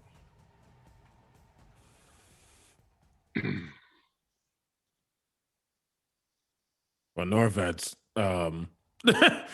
headed to his room. He'll keep the door open in case Harmon's coming. But he'll make sure to see everyone to say, we should meet at dawn. Yes, let us meet at dawn. That would be best. Everyone, rest, be well, and I will see you in the morning. Sounds good. And then he walks in, and he doesn't know how to end conversation. Yeah, I think Ekris. You go first. Oh, sorry. I think Ekris and Lirros just head into their room, and Ekris just kind of like pushes a door or a chair in front of the door since it doesn't lock. I think Loom would have gone straight to their room after they'd taken their bath. So this conversation would probably have been something that Norvad would have done with them, like as they were in their room, and like kind of just like, yeah, cool. But no, Loom has kind of like sort of settled themselves into their room, and like their armor is kind of put up against the wall, and they're kind of like, when Norvad comes to the room, like Loom is kind of looking at the bed, and kind of like they keep kind of touching the mattress, like pressing it down and like watching it spring back up and pressing it down. Is everything okay? Oh, yes, everything is fine. It's just been a while since I slept on anything so nice.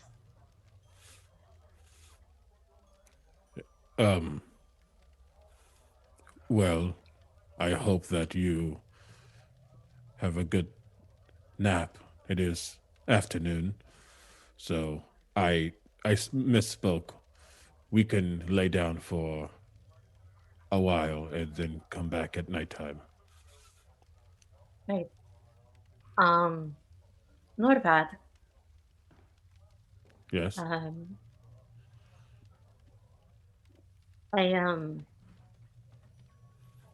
I like the way that you handle situations. I have to ask what you mean because I do not understand. You are not inhibited by the same constraints that a lot of people are. And so you always approach things with this sort of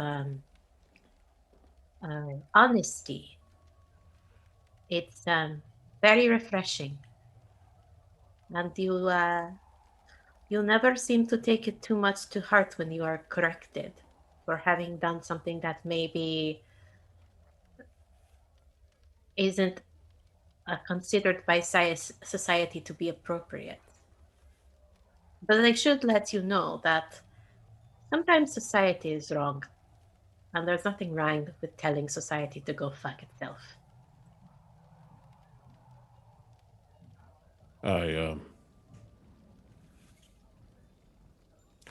I will keep that in mind. I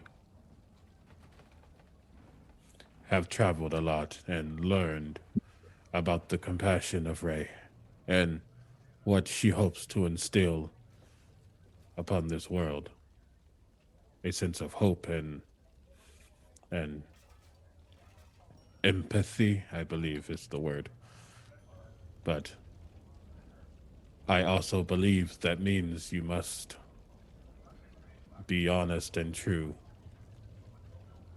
I believe I just walk through this time doing what I believe is the right thing to do in that moment. I do not realize that something might be wrong.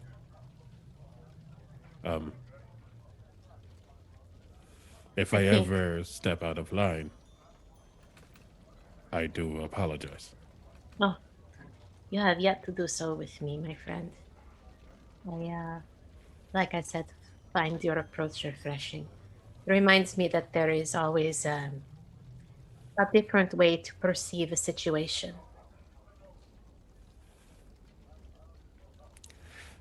Yes, I do appreciate your words.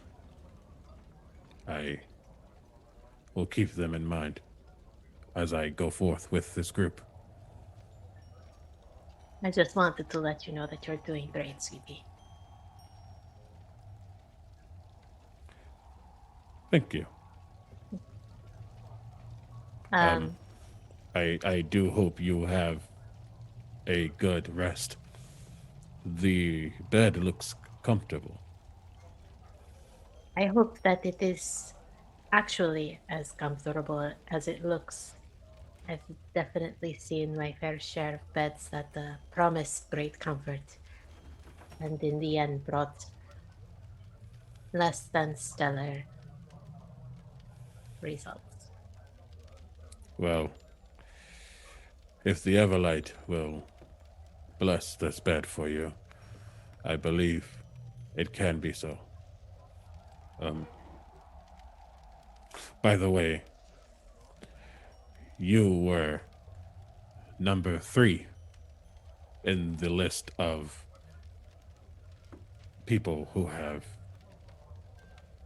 refused to speak about something when the question was asked.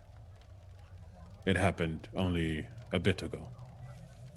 I will not press, but I do want you to know that if you ever need to speak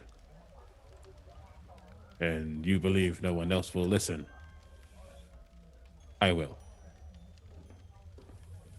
Of course. I appreciate the offer.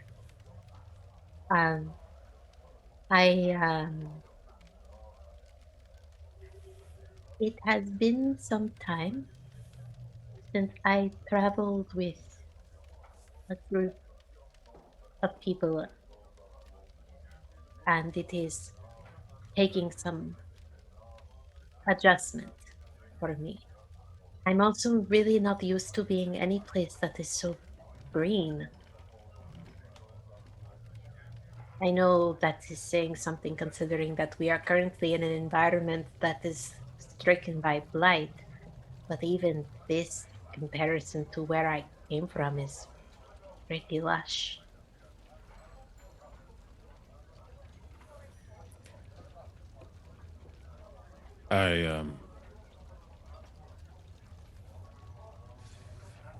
Someone once told me that you might be surprised at what can happen if you allow it. I hope that this group has given you a sense of purpose as it has given me. Well, you're all certainly very interesting. Have the quirks that I find endearing.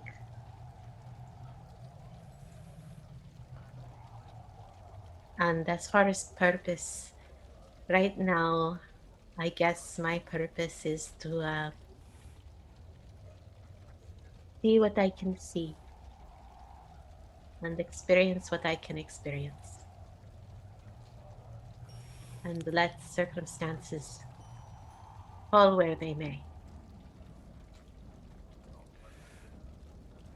That is how I feel as well.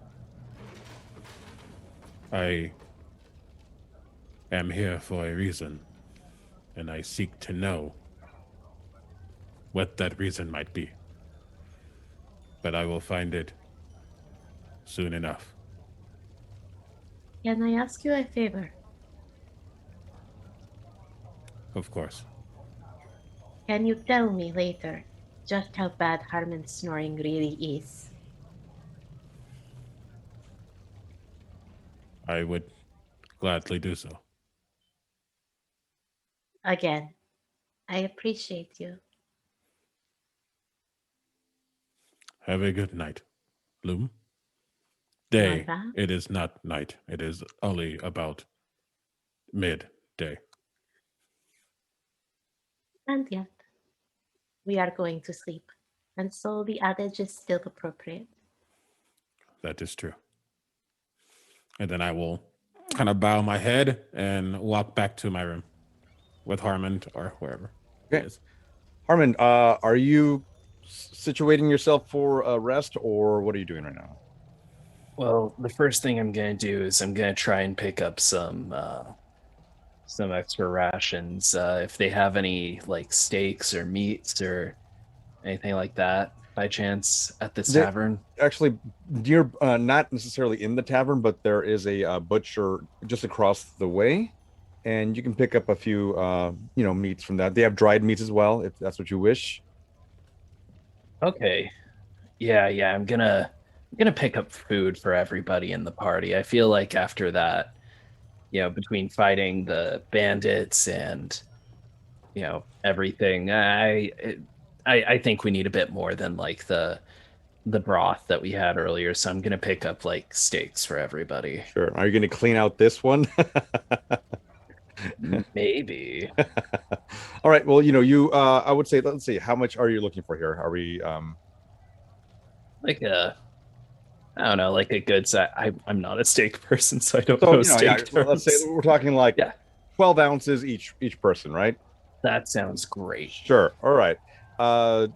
No problem. The butcher is there, and he's happily cutting away at various portions of meat. You can see various pigs and half cows kind of hanging behind him towards the back of the shop there. He's got a really large butcher's block in the very center. As you can see, various cleavers are like jammed in there as it begins to kind of cut away a little bit of the fat and all that. And you pick up various pieces of meat, and you bring it back to your companions. All right, Now, perfect. did you want cooked meat, or did you want cooked meat? Okay. Really they don't normally offer the cooked meat variety. They have the dried meats and the fresh meats. Done. So if you wanted to, you could probably use the inn's facilities, or maybe ask Thaddeus himself if you could probably offer that as part of potential meal in the evening. Up to you. Yeah, I'm gonna pick one up for Thaddeus as well, and I'm gonna cook food for everybody. So I actually put on a little apron and I actually start cooking for everybody, if that's possible. Cool. Yeah. Thaddeus, between him being busy with just about every task known to mankind in this inn, will offer that he has at his disposal a cooking team in the kitchen off to the far back, but realizing his situation, will say, very well, and you can head back there and help out. They have you kind of wash your hands beforehand. They just they're eyeing you, but at the same time they're just making sure that you're up to par here, because it's a kitchen, and they do have standards, not very high ones, but nonetheless, washing your hands is basic. So they go in there and they begin to help you prepare the various meats that you had purchased, and they offer you the choice of just a general steak and maybe a potato, but go ahead. Okay. Yeah, that sounds good. So I'm gonna make food for everybody in the party, and I leave a plate out for Thaddeus, and I just kind of head on up to the rooms and knock on each of the doors. Okay. Thaddeus sees the plate, and between his movements of moving up and down and going around the inn, will take a bite and put it back on his plate as he moves around. And you holding, go ahead and roll me. Are you bringing all the plates up at the same time? I know what I'm about. Okay, roll me a dexterity check though, just because I want to see this. Oh my god! Watch me stop everybody's food. That is a 15. Actually, you do all right. There's one step that gives a little it kind of bounces a bit, right? And you think it's just because of structural damage or something. And you pause a moment, but you regain yourself and you do make it down the hallway and knock on various doors as the rest of your companions are now getting ready for a rest, a nice 8-hour rest, and you hand them everyone their food, their plate of food with just it's still minimal, but the steak is cooked very well. And as soon as Harmond walks in with these plates, the wafting of the air that it just emanates throughout the whole room, and you smell this wonderful meat with a little bit of spices put on top. All right, come on, everybody, grab one. We worked hard today. And Harmond, you would know that in helping everyone out down below, these potatoes are from before the blight. They seem to have a preservation chamber there and are not affected, and so therefore it's kind of a premium around there. But you gave them enough silver, which we'll talk about later, for this meal, and yep, everyone can dine in before they turn in for the afternoon, evening. Thank you, Harmond. Yeah. That's very kind of you. All right, well, you guys need protein. We just fought some bandits, all right? It's appreciated, Harmond. All right, no worries. I'm gonna go turn in for the night, all right? You're not going to eat anything? Oh, no, I got my food here. I'm just gonna catch some Z's. Hopefully, I could hang out if you guys want. We can just eat in the hall, like a little indoor picnic. All right. Wouldn't be in the way. I don't think anyone else is going to come up here, and if they need to get through, then we pick up our plates and we stand. That sounds fine. All right, so you all rest for the afternoon, beginning parts of the evening. You are well rested. Go ahead and bring your hit points back up to full if you aren't already. And Loom will awake with not donuts on the pillow because that would be creepy, but donuts next to the pillow, like on his nightstand. That apparently offends Gil so much that he froze. This will not be a repeat of last week. Nope. Knock on wormwood. So yeah.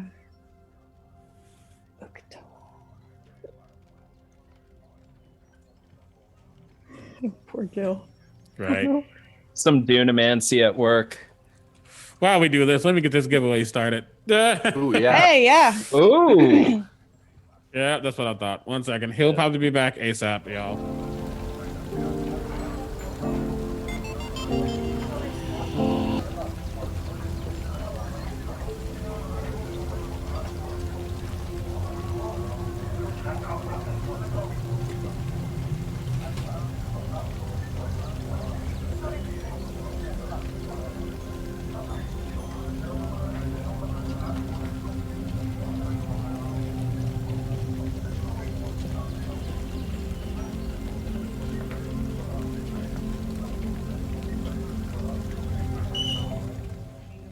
People outside the All door. right. I think we got that fixed.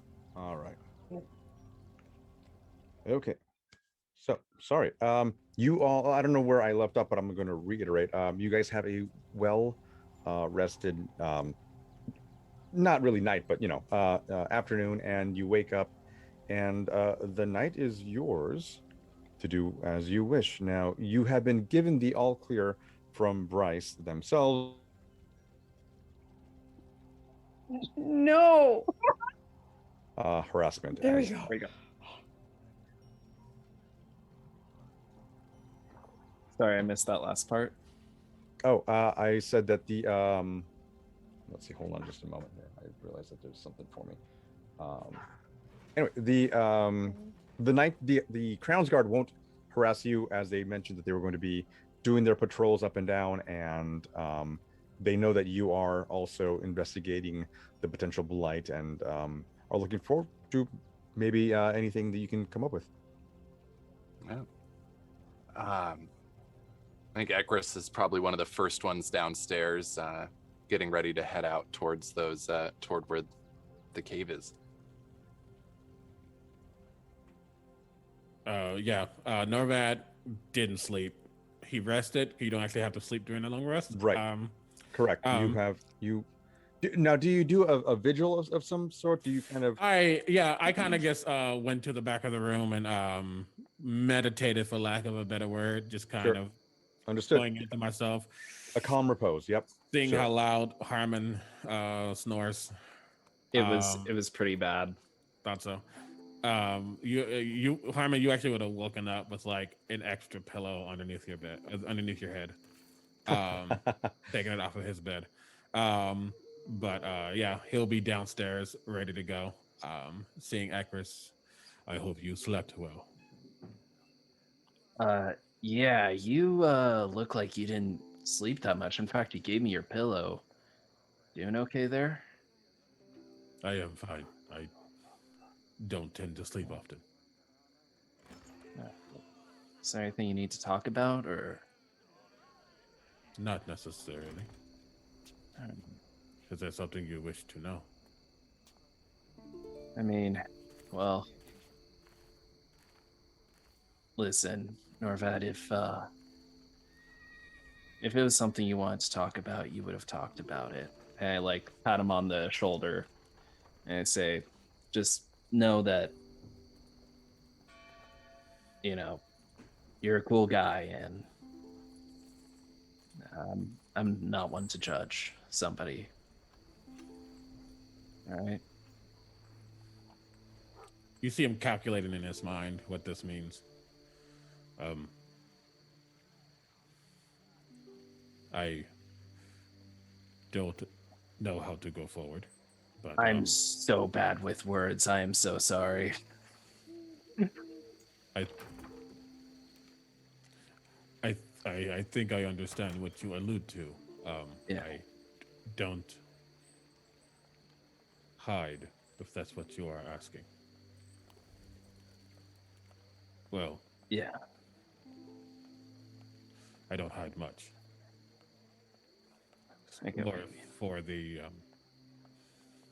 safety of those around.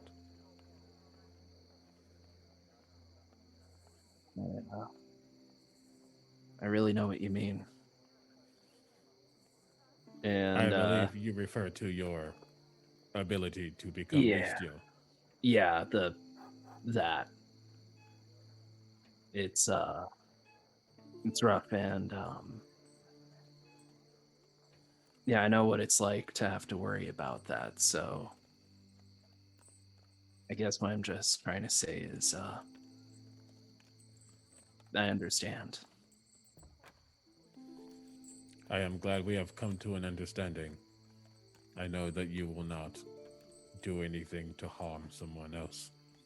And I simply just am, and I seek to make sure those do not fear because they see and not know.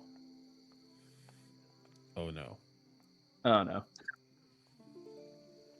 I just thought Gil was being really still. I know.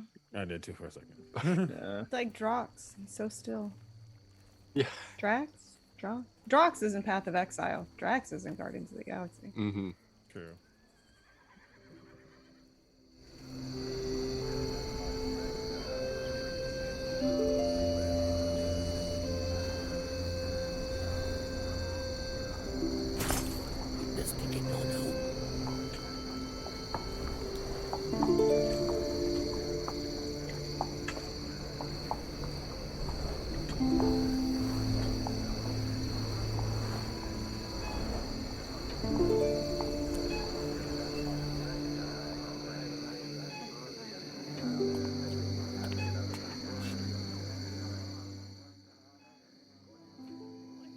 pastry Santa Claus. I'm the pastry Santa Claus. I love it. Ekris probably put like the pieces, like the meat in between like the donuts, and is like trying to eat it. Like a Krispy Kreme donut. Oh no. Okay, no. Okay. You're talking. Have you to ever yourself. heard of donut cheeseburgers? They exist. They're a thing They do. that happened. Mm-hmm. People put are we okay? cheeseburger inside We're good. donut. We're okay. Anyways, Is it when me? Loom wakes up, Mhm. It is me. It's okay. Damn it. We'll talk about it. All right. No so deal. when Loom wakes up and there is donuts, Also a loaf of bread. and bread. Just bread. Why? Why? Smells very nice. And they like reach past the donuts first for like the loaf of like just regular bread, and they just kind of put it to their nose.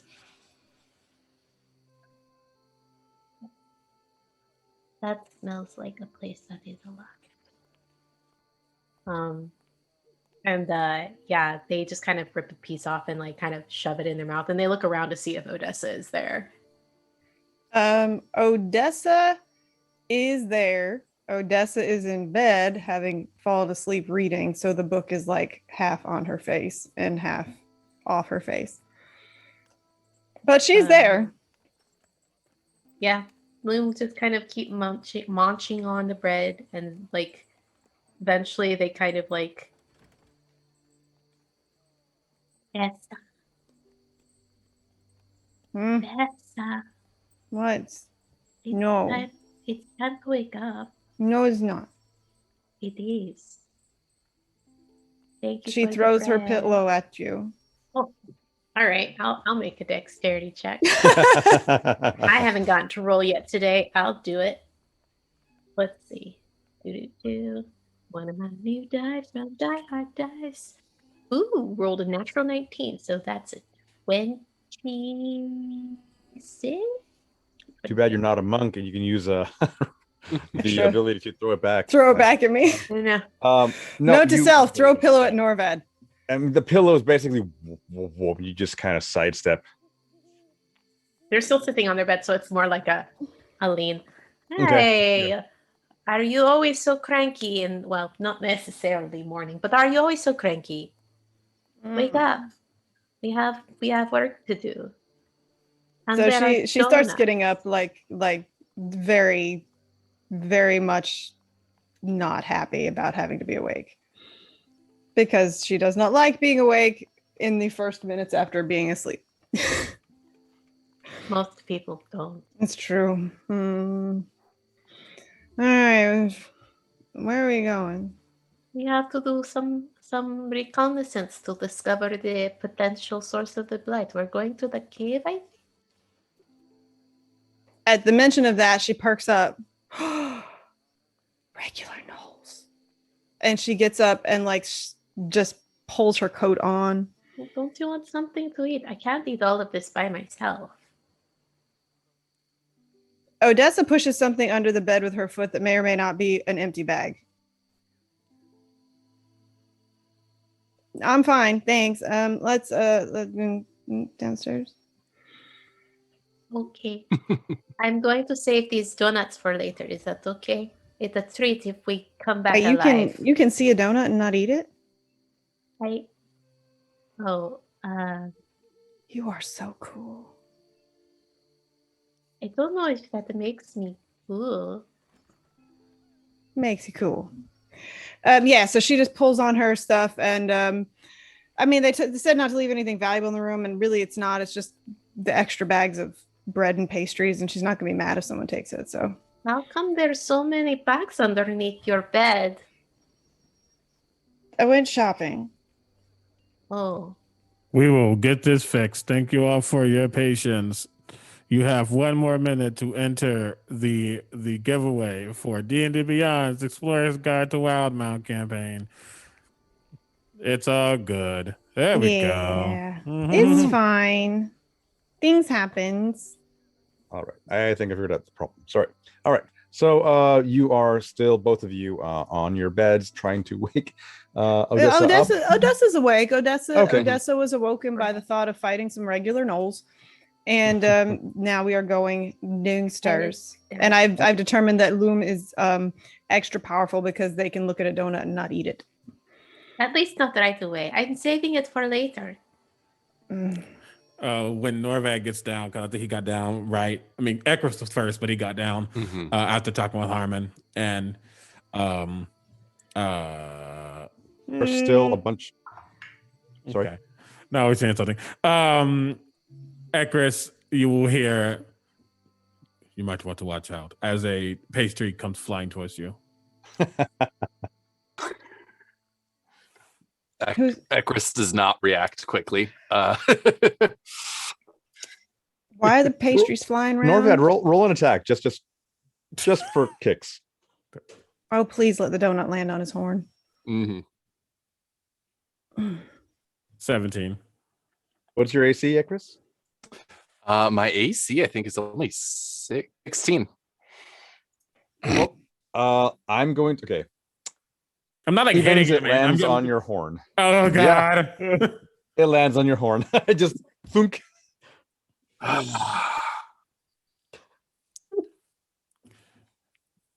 At that point, Odessa would Thanks for breakfast. Fling open the door. Oh, you found the donuts. Yes, there was one laying on a table. I thought I have like 3 more bags. Do you need some There more? are lots more bags. There are quite a few more bags of many bags. Pastries and breads. I don't not. Our room smells amazing. It really does. I was. Oh. You don't want to try it? No, I was just. I thought I was being humorous. You were. It's You hilarious. were. It landed That on his was- horn. That's great. That is also really handy. A great place to store things with holes in them. Have you ever my had God, the somebody make possibilities. special rings for them or anything? I've never thought to spend the money that way. Could do some fun decorative things with those if you wanted to. Odessa files this information away for later. Is Harmond here? Where is Harmond? He Yep. should be coming down. There he is. Hey, good morning, everybody. Rise and shine. Is Lirros still not feeling well? Lirros needed a little more sleep. I understand. He didn't seem too well after everything that was going on. I don't Takes think a lot my out of steak you. agreed with him.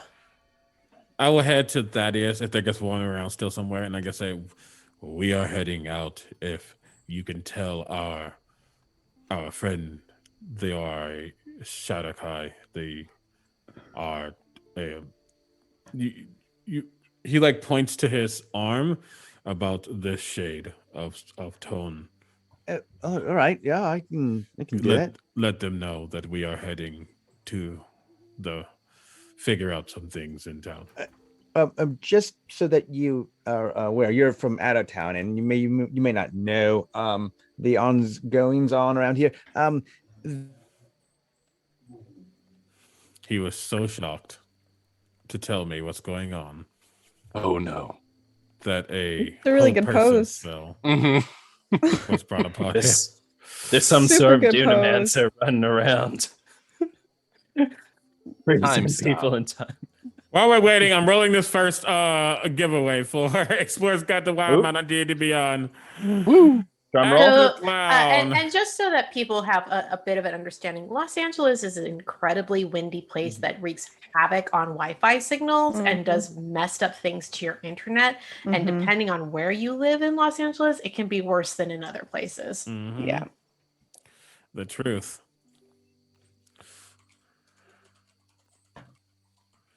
Anywho, Act the Clown, we will get that to you ASAP. Thank you so much for joining.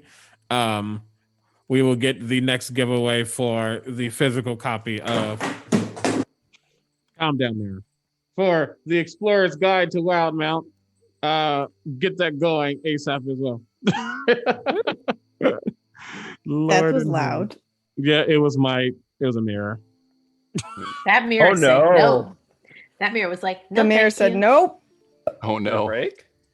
Welcome back. Hey. Welcome back. Hello. So where did you all leave off? Right where you left off in a really cool great. pose. So you begin to Thaddeus begins to mention that you shouldn't be heading on out after dusk fall. Talked about the the Crown's Guard. Oh, we got permission slip. They Okay. know we're That's looking into it. I'm just hey, look, your business is yours. I'm just telling you what we do around here. Your concern is appreciated. It's very Oh, nice. Thank you. So Thaddeus is gone. You can see him. He let you know, and he's already moving off. I believe we should begin our work as he begins to Yes. head towards the door. Yes. So you step out into the night. There are various crickets and nighttime noises. Basically, the bakery is closed down. There's no more smells of wonderful breads permeating throughout the air. You look around you, and one of the two moons is bright on the not horizon necessarily, but up in the air, and it's casting a nice little glow on the town. There are lights from various sconces and whatnot, but they don't seem to be a whole lot of them around here. There are currently various Crown's Guard moving up and down the streets methodically. Would appear to be a patrol. A few of them eye you, and then they look you all over and go, oh, and give you a nod in your general direction. As you head on out, which direction would you like to go? I believe Norvad has the map. Yeah, I look at the map to see where the mine shafts typically start.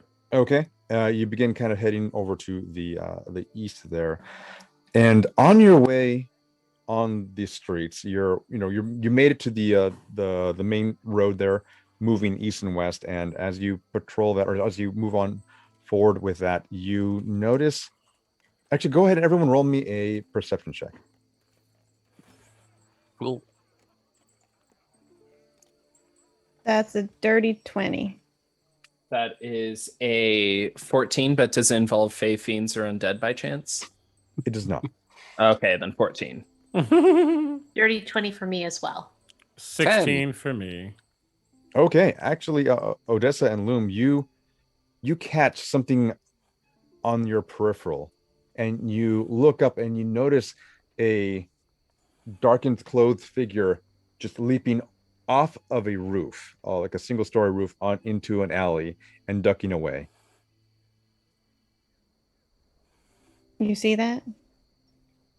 Yes, I did. Curious.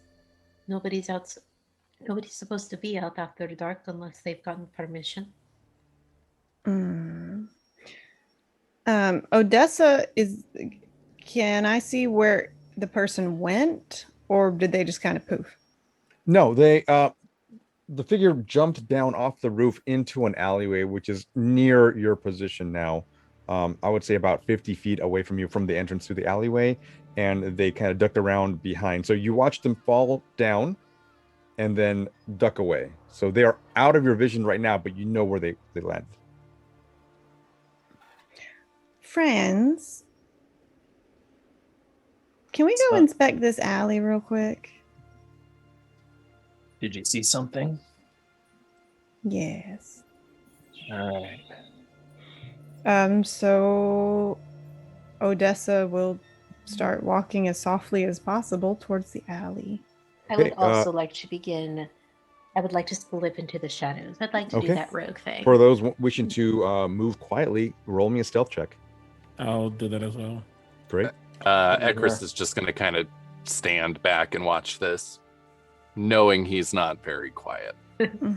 Another dirty 20 from me. 14.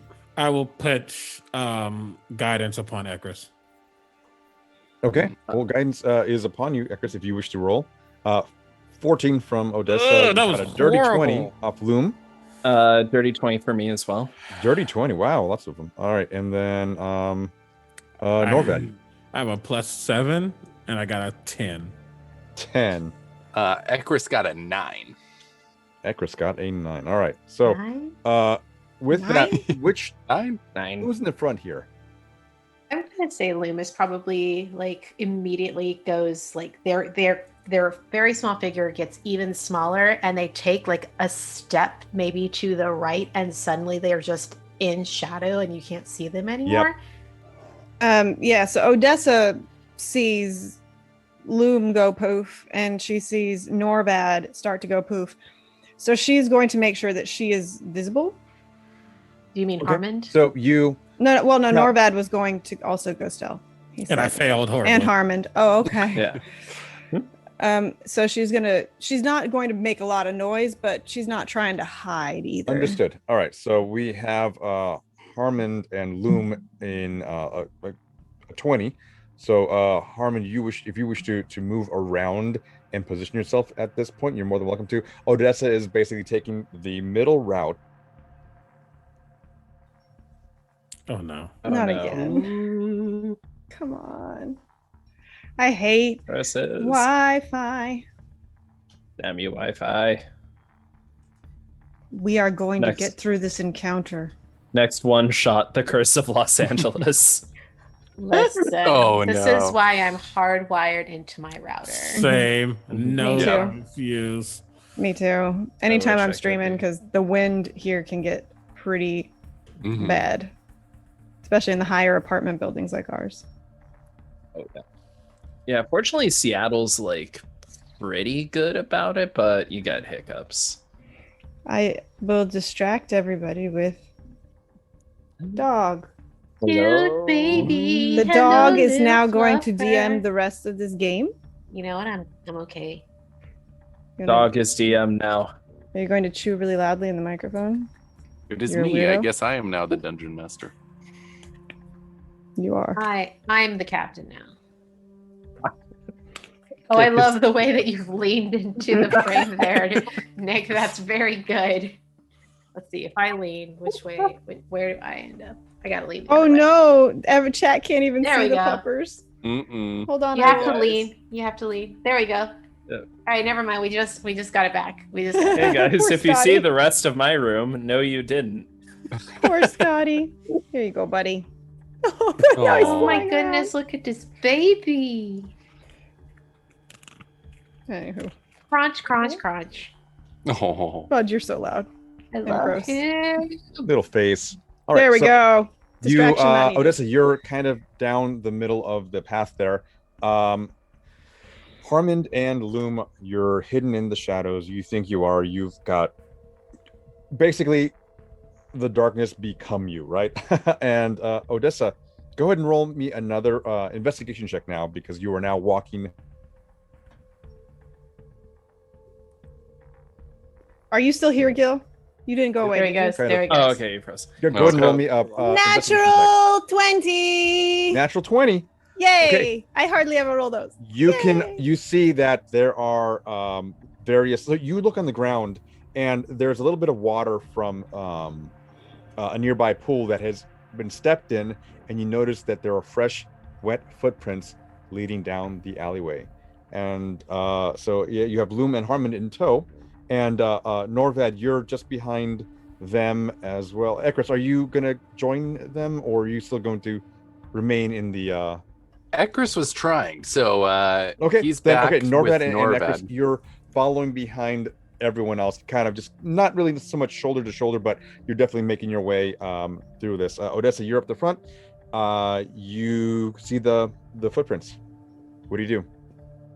I glance over to where I know Loom disappeared into the shadows, Mm-hmm. and kind of do one of those towards the footprints so that they can see like what I'm seeing. Okay. Loom, go ahead and give me a perception check to see if you can understand Odessa's facial expressions. With advantage. This is not that hard of a roll here. Ooh, even with advantage, I rolled horribly. I think that's only a 7 total.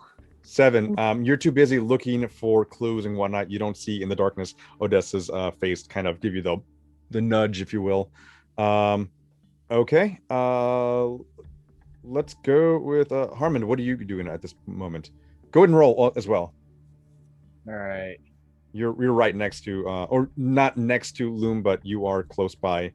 What am I rolling for again exactly? Just another perception check here with advantage because check. you're trying to see if you can see Odessa's facial gestures to point in the direction where this. Oh, it's a good thing it was with advantage because that's a 18. The other one would have been a 2. So you kind of pick up on the clue. You watch as Odessa's head kind of jerks in emotion, and the chin tends to point in a direction. Then you look down at the ground and you see that there are in fact wet footprints leading down the way that Odessa had mentioned. I just kind of look and I nod, and I just kind of keep quiet, and I'm gonna follow the footprints. Ekris and Norvad, you're behind. You're still keeping pace with everything, or are you hanging out a little further? Go ahead. Yeah. I was just saying I was keeping pace with Norvad, but not being very quiet. Yeah, no, I'm definitely not in the back at all. I just probably am stepping on like a stick or things that are around, not as stealthy as I typically can be. Or if I like gotta get on a building, I like slip off a little bit. But no, I'm definitely keeping up with the group. Okay. So, all right, Odessa, do you continue moving forward or? Yeah, I continue moving forward, and just because I'm being precautionary, I reach into my coat and pull out my weapon so it is ready. Okay, you have it kind of at your side somewhat, not so much brandishing it, but just having it at the side, right? All right, so you make your way to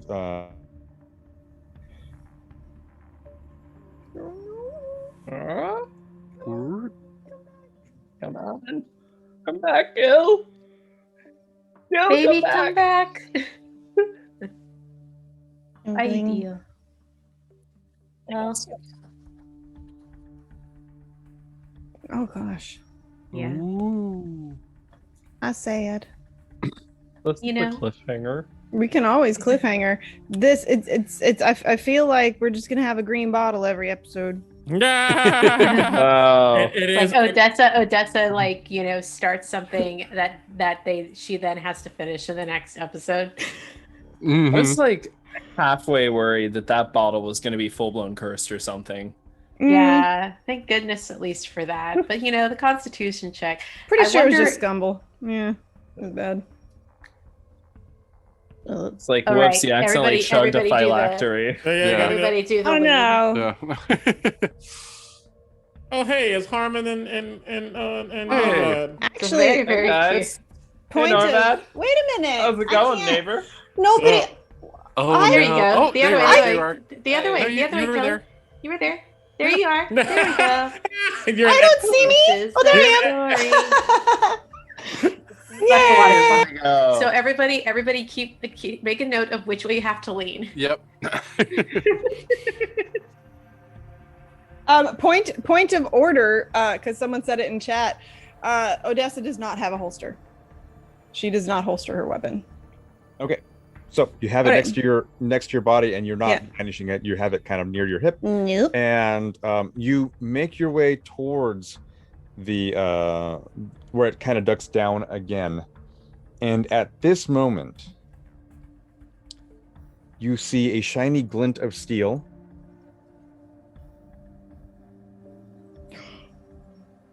Or throat. Okay, wait. We saw a What? shiny glint Wait. of steel. What?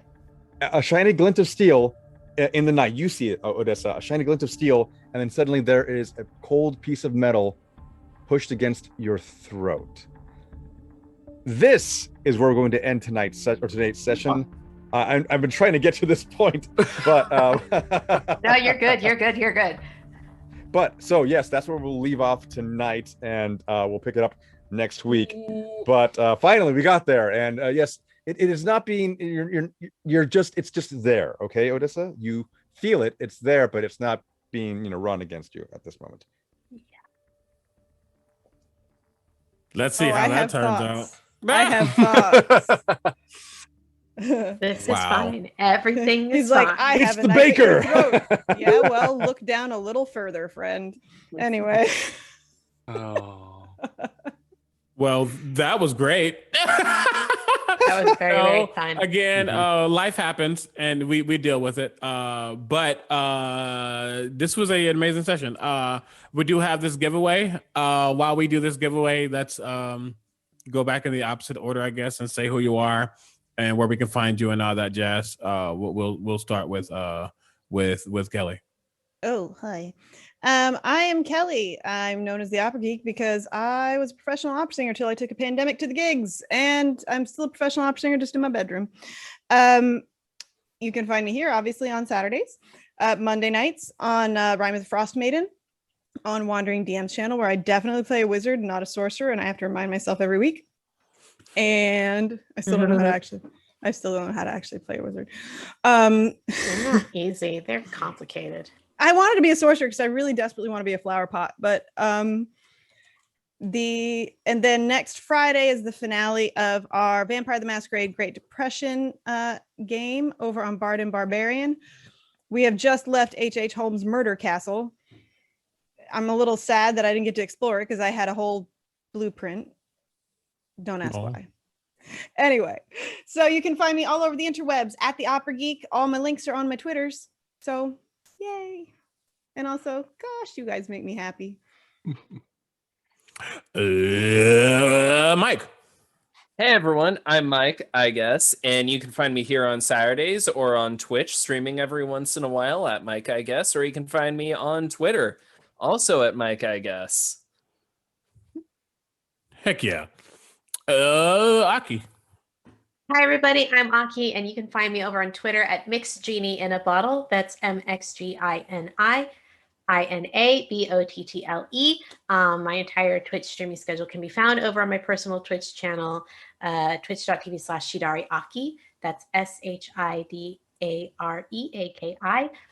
Special things that are coming up for me. I am finishing up my 2-shot of the Calyx. That's a Call of Cthulhu actual play over at the Good Time Society with Becca Scott as our keeper. Very excited. It's my first time playing Call of Cthulhu. We're doing Mansions of Madness, and it is a lot of fun. And then, yeah, you can catch me on Sunday with one critical bard playing New Pantheon, which is based out of the Overarm system, which is anime-inspired TTRPG. That's at 4 p.m. on Sundays. And before that, you can catch me on Owlbear Soup, also on Saving Throw Show at 2 to 4 p.m., where I will be doing some fun, cool segments with the hosts of that show. Heck yeah. Nick. Hey, I'm Nick, known as Nick the Tiefling on a bunch of the social media apps, mostly on TikTok and Twitter. You can also find me at there on Twitch. I'm here on Saturdays, and then on Wednesdays, I'll be starting up Wednesdays. Don't have time. Wednesday evenings. It'll be on Fae, Fiends, and Friends, playing another paladin in a new campaign over there. So that'll be fun. I'll be tweeting about it. So I can't remember the time now, but it'll be there. Gil. Hey folks, my name is Gil Ramirez. You may find me at Gil the Vlogsmith, just about every social media channel out there, including Twitch. I try to stream Mondays, Wednesdays, and Saturdays at 9 Pacific, basically 9 p.m. Pacific. And yeah. And I'm your host, Critical Bard, Omega Jones. You know me. This is my channel. I do lots of things. You can catch me tomorrow again with Aki over on Saving Throw Show for New Pantheon Academia. Some other things are happening throughout the week. Check out my socials, things such as Jasper's Game Day and some other things that I'll be participating in. I'm gonna give y'all 10 more seconds to enter this giveaway while I figure out who we're going to raid. I want to shout out our sponsors again: Legendary Pans, Die Hard Dice, Mage Hand Press, Found Familiar, Adventuring Kit, and I missed somebody. I think. Did I say? Oh, also D&D Beyond and Wizards of the Coast for being awesome. Thank you to Myth Thematic, our technical producer behind the screen. We are so thankful for everyone's support. If you like what you see, we do have a tip command in the chat to help give our cast a little extra boost in their lives, because this is something that we are doing with the time that we barely have. So with that, our giveaway winner is going to be Ranger Serena. I'll be reaching out to you to get some information from you so you can get this book right here, as well as some dice. I'll throw that in the thing as well. Again, thank you all so much for being here. Let's go ahead and throw a raid over to somebody. We're going to throw a raid over to Dicey Amazons, who is doing some RPGing right now. We will see y'all next week. Don't forget that this show will be up on a Monday on YouTube at youtube.com. Put in Let's Get Wildemount. I'll have a more personalized URL once we get more followers, subscribers over there. But let's go support them, and I hope you all have an amazing night. Bye.